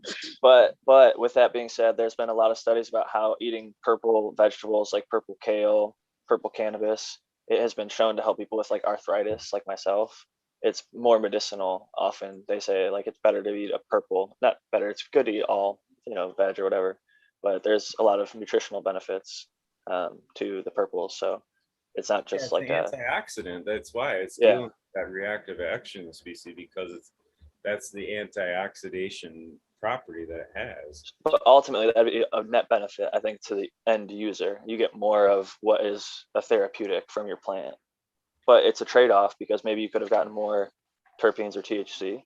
Yeah, But maybe you got less. I don't know either. Personally, what I've seen is it said higher terpenes and more anthocyanins, which are two things that helped me. And I was like, hey, that's a win. And I think it makes for better pictures personally. And like, I think the more purple a plant gets, the better if it's a purple plant. I don't necessarily want all my plants to be purple. If it's genetically supposed to be purple, I want it to go purple, not like a cold shock or, some whatever, try and stress it into purple with like high amounts of light. I'm bringing lime green back, Jack. Man. Bringing sexy back. Hey man, some of that stuff, I'm trying to think. The raspberries isn't the purple one, right? No, that's pretty green. My green gelato, when you grind it's real green. It looks super like you say, lime green. Yeah. That raspberries though is some fire shit, and it's green and it deserves lots of respect. And cheers, Modern. Yes, brother. Welcome in, bud. Cheers, guys. I guess I made it to 116, so I might as well do the dab at 120. Sorry, Jack, man. I pulled you into a thing. You just super light, man. Should have gone to bed. So I know I've said this before, but you guys realize that at least blue LEDs are like super bad for you and skin. In what regard? I actually pulled this up because I knew something. He's absolutely right about that. Good one, Eagle. I always have to. I told MedGrower one years ago when Mars Hydro put out that blue spectrum LED. It was just solid blue, if anybody remembers that. I told MedGrower one, get that fucker out of your garden, man. That fucker's gonna hurt you. And we looked it up and he's like, oh shit. Next video, it was gone. But yeah, so let me pull up the screen share here. I will say, of my I'm running like 240 watts in my tiny little closet. It's about 1 watt or 2. Yeah, it's actually 3 watts of the electricity goes to 440 nanometer blue. Then there's like 20 that goes to the reds, 660 and 730. And then the rest is 3500K white. It's like 220 watts of white. This is a little small. Can you zoom it in, or can you read the? Yeah, fluorescent and LED light bulbs also give off blue light, and just like ultraviolet or UV rays, which are linked to skin damage, it can affect your skin. Blue light and your skin research shows blue lights from electronic devices can lead to changes in your skin cells, including cell shrinkage and death. Yikes! So it's just really up that end like UV, man. It's the UV stuff, because the UV is going to reprogram RNA with the signals, reprogram RNA. That's just what they do, and that's the problem with them. And that's why if you have a ruderalis, autoflower, or a femseed, and you're using UV, they're going to go ahead and trigger those phenotypic expressions that are bad, essentially, because they are changing things at a genetic level. Yeah, because it's such a high energy wavelength that can affect the genetic level. It's pretty crazy. I'm gonna do a run stab because I heard Eagle say that Red Pill was doing something runs earlier. This is Lemon Royale runs. Lemon Royale runs for me. So Spider-Man really got bit by a spider that was left under UV light too long. Apparently, that's what I'm trying to be, Spider Jack. Oh, cheers is 20 bucks. I'm sleeping. I thought he got bit by a spider that was exposed to gamma radiation. Don't you talk about Happy 420. Cheers, man. Happy 420, happy Veterans Day. Happy Veterans Day Shit. for sure. Cheers, Canada Trooper. vets. Happy Veterans Day. You guys are awesome. To you and Thank all you the all. vets. Yeah, thank you guys. Wow. Today and every day. Thanks for doing that, though, because it would have been a bummer to have done it. I would have done it, but not happily. Hey, I just did it to jump out of planes and shoot guns. Yeah. If you're ever out here, well, go shooting. There's some good ranges around here. It's lots of fun. You go shoot with Matthew too? I haven't linked up with him yet for that, but we're going to soon. He has the outdoor spot. He's an art. I was teasing that in chat the one time. I said he's an accomplished marksman or a skilled marksman. You better sign up for his Patreon. Funny but true. Right. Oh man, he's like so prepared. He's like a personal friend of mine. He comes over and hangs out on occasion, and he's just a great dude. But he's like got the flashlight and everything else. Like he's ready. But not like carrying, obviously, because in California it's deep blue. You cannot, unless you go through the conceal carryment, whatever. They're very restrictive here. If you can get a vaccine exemption, you can get a gun. Yeah, I just got myself a new Remington rifle. It's threaded on the end, and I got like a Riz rail on top. So I'm gonna deck it out.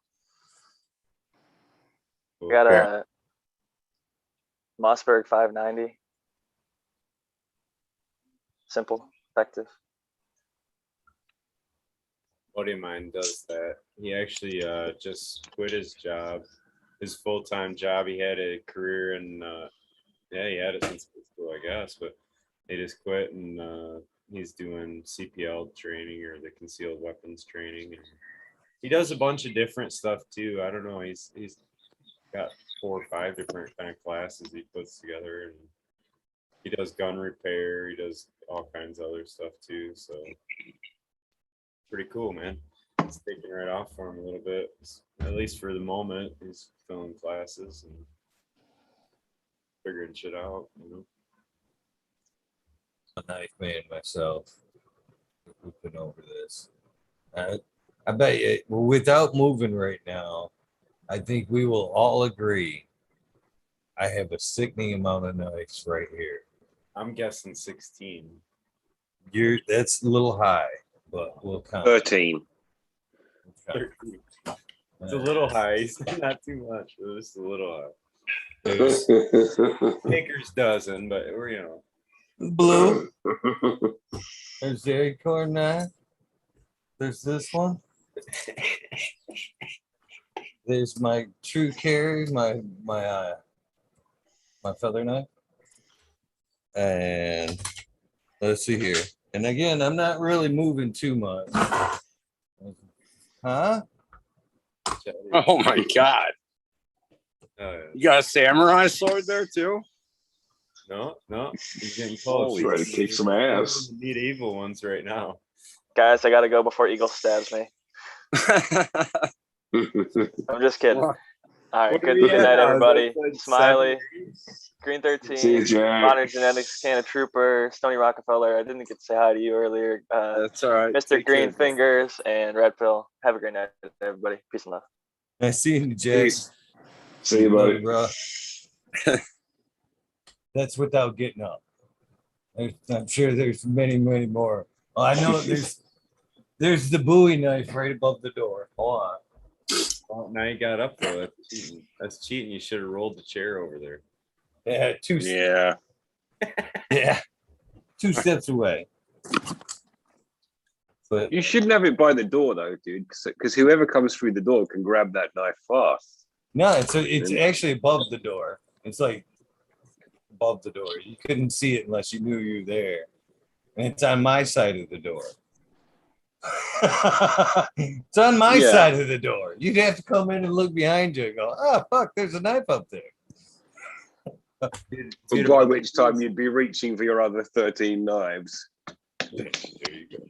The coolest thing I saw for a gun was like, because like, I don't know, the whole thing about having a gun is like hearing somebody waking up, being able to get to them, right?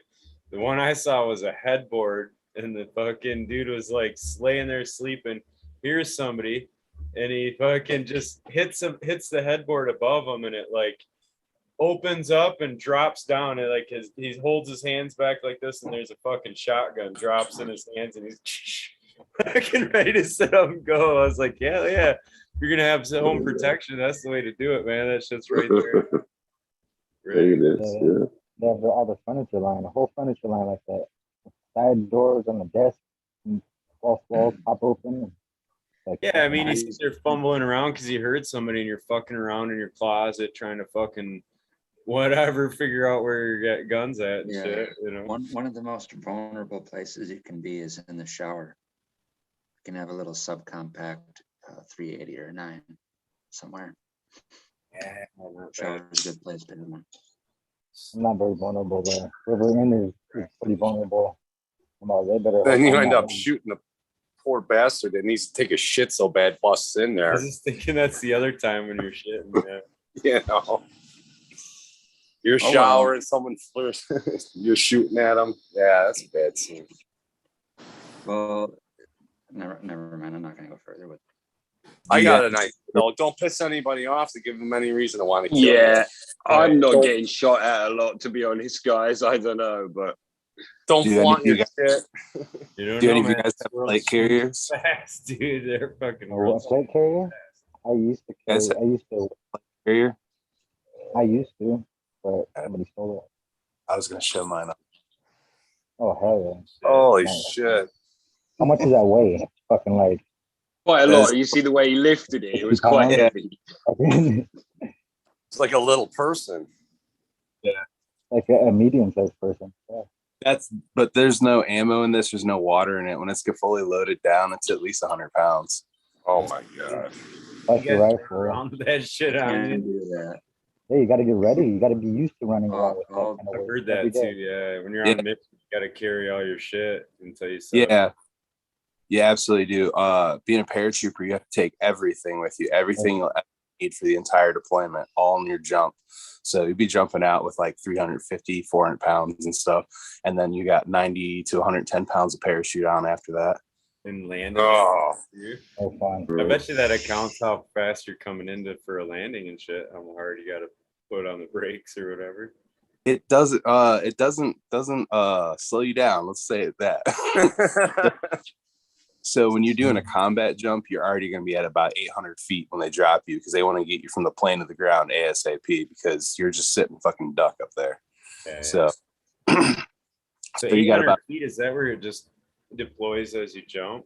yeah, static line jump. It's going to pull out. You're going to have about 4 to 5 second drop before you're fully disconnected, and at that point, your chute should inflate. But ground's coming What if up it quick. doesn't? What if that doesn't? I've been what's known as a toe jumper before. So my parachute didn't fully come out, and I was being dragged behind the airplane, just dangling off the back of the aircraft. I got dashed. Sure. Yeah, I got dashed to the side of the That was C-130. like Rambo movie shit, wasn't it? Wasn't it? No Rambo? shit.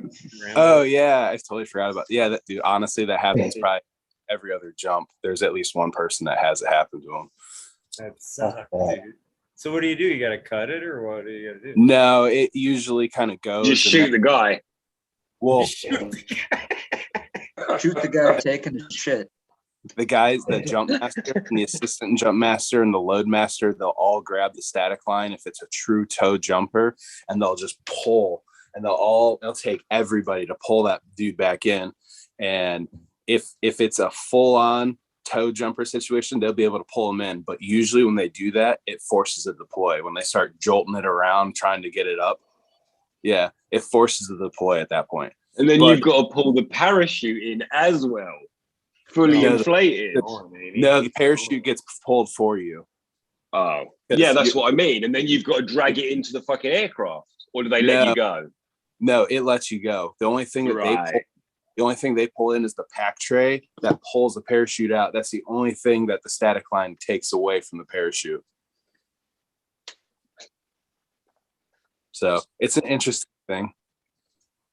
Not for me. Yeah, That's I'm not good assuming for you me. train for it. Yeah, no, you go to a 3-week school for it. The first week is just learning how to fall on yourself. How many So jumps have you done, would you say? static line 53, total over 450. Oh, Like second. Well, I So was you have more- thinking I was going to be a primary free fall instructor, and you need about 750 jumps before they can start you like on the course for that.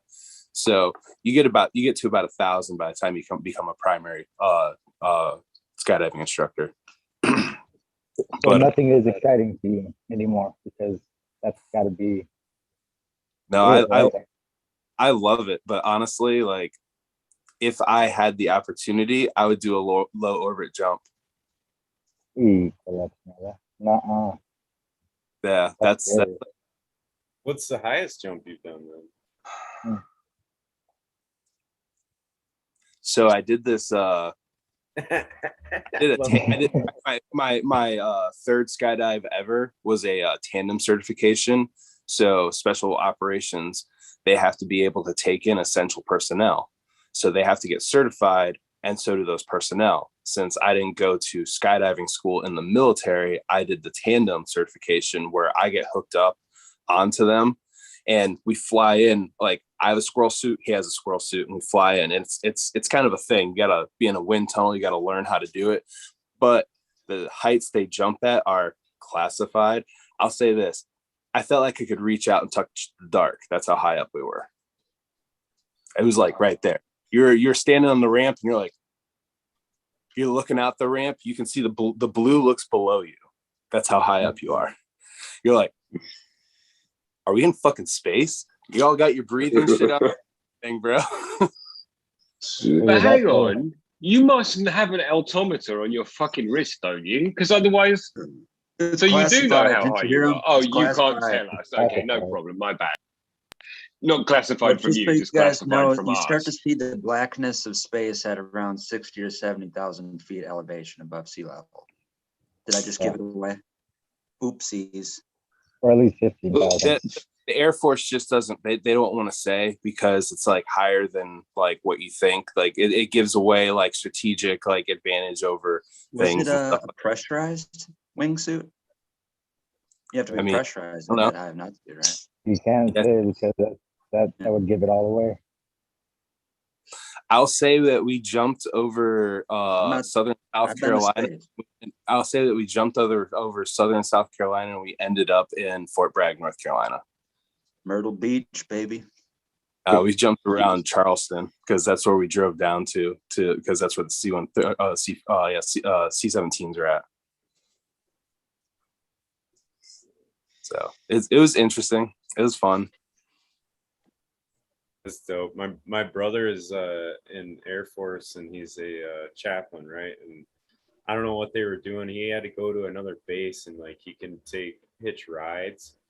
And the guys that he was riding with, I don't know, he was like the only dude on the plane or whatever, and they were flying like their combat maneuver under 300 feet or something. And he's like, so they're just cranking this plane, you know, flying around hills and around different shit. And Yeah, called practicing flying that low, you know, because you got to really maneuver around shit or whatever. And he was like, I was digging it, dude, the whole time I'm up there hanging out with the fucking pilots, digging it. And he says, all of a sudden they went from one side to the other side. And he's like, my gut stayed on that other side, dude. And he was like puking the whole rest of the way.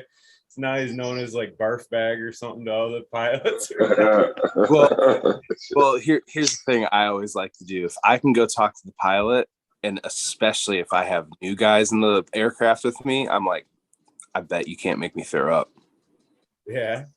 I don't They're know. like, they look back at you like, oh yeah. I was gonna say, I bet you they take you up on that shit too. Oh yeah, they do. I love it. Scares the shit out of everybody. That's what my brother was totally saying. do He's that. like, it There's, was so fun until it wasn't. Then it all of a sudden became not fun. But he's like, up until then, it was super cool, dude. We were fucking cranking. It's extremely expensive, but you can get a private tour. And they'll take you up to 95,000 feet. This isn't here in America, or at least I haven't found a place to do this in America. It's another country that has planes that go that high, but you pay an exorbitant amount of money for a trip, and they'll take you up to about 95,000 feet in a plane. Is that like the 2 Mile High Club, or is that the 10 This mile? place in the Middle East, or Oh shit, dude, that's like almost 20 miles. You'd be in your own class there, man. 20 Mile High Club. Like the gold medal. Yeah, I've been looking at getting a paraglider because I keep wanting to go skydiving, but I like don't have the time. And then once I do it, I want to keep doing it. So then I have to look at the financial commitment and the time commitment. I just don't have it. If I'm going to do it, I'm going to save up for a paraglider. I'm going to go to a windy slope, and I'm just going to hop on that and just go fly around. The most intriguing Paraglider, thing is that that I've the seen. motorized one? There is a backpack option to get a fan backpack, but I was you just gonna say that you can do it with, paramotors are dope, dude. That's the Yeah. number one intriguing thing. I know a lot of people have this thing about flying cars and jetpacks. And a lot of people have some fantastical thing of what it's gonna be someday, but they already got it, man. It's the same thing that powers a fan boat, but it's a backpack. You get a running start, you fire it on. It's like a little, I guess they have electric ones and the 2-stroke gas ones. So you got as much gas power, battery power as you can go on, and a little parachute to get down on the ground with. Yeah, it looks pretty dope. I'm pretty much going to save up for one of those. And when spring hits, if I don't have enough money for one, I'm just going to get a kiteboard.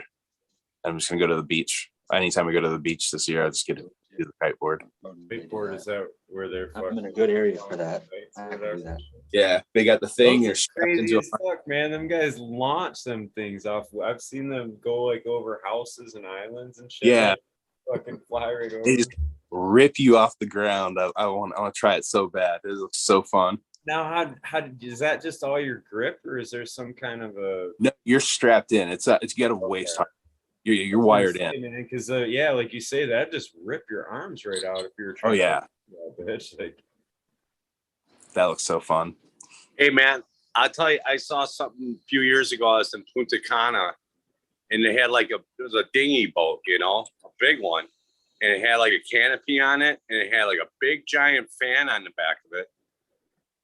And the thing's just cruising around the ocean, and then all of a sudden it just took off into the fucking air, man. And this thing's like flying around. It was a flying fucking boat. I was freaking, I'm like looking at this, couldn't fucking believe. My ex has got the pictures. We didn't have the fancy camera phone then. I wish I did, because it was the craziest thing I ever saw, man. It was a fucking boat, and the thing just took off and flew out of the air. I was like, The holy dude I shit. saw that did the paramotor thing, he had a special certification because the altitude he got up to, but he went above 10,000 feet AGL, above ground level. And he was in like a heated, like an electric heated pants and jacket because it's such a temperature drop when you get that high up. But yeah, those paramotors, the same thing, that you only weigh like, well, whatever.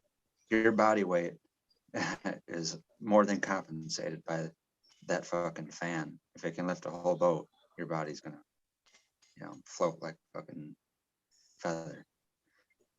First things first, we need to say tip of the morning to Meow Flower. Good news. Yep.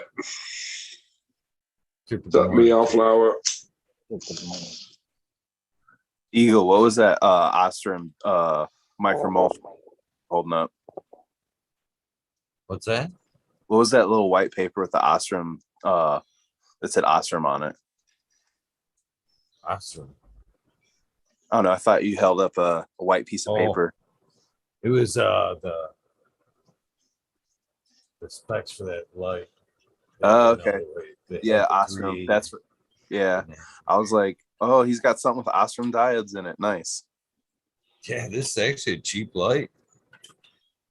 Yeah, Ostroms are the best diode. Is that the next newie? Low cost. There you go. Thank you. All right. Good news is we did say good morning to Mr. Meow Flower. Bad news is fucking camera's all blurred. Bad news is I gotta go, guys, man. I fucking been trying. I'm surprised I made it to 420, man. If you look back, man, that's fucking I've been yawning like crazy over here. But trying to keep it going as long as I could. But man, it's been a long day. I gotta fall out. Nice time anyway. But I feel bad because Meow Flower just jumped in, but at least we got to say good morning, brother.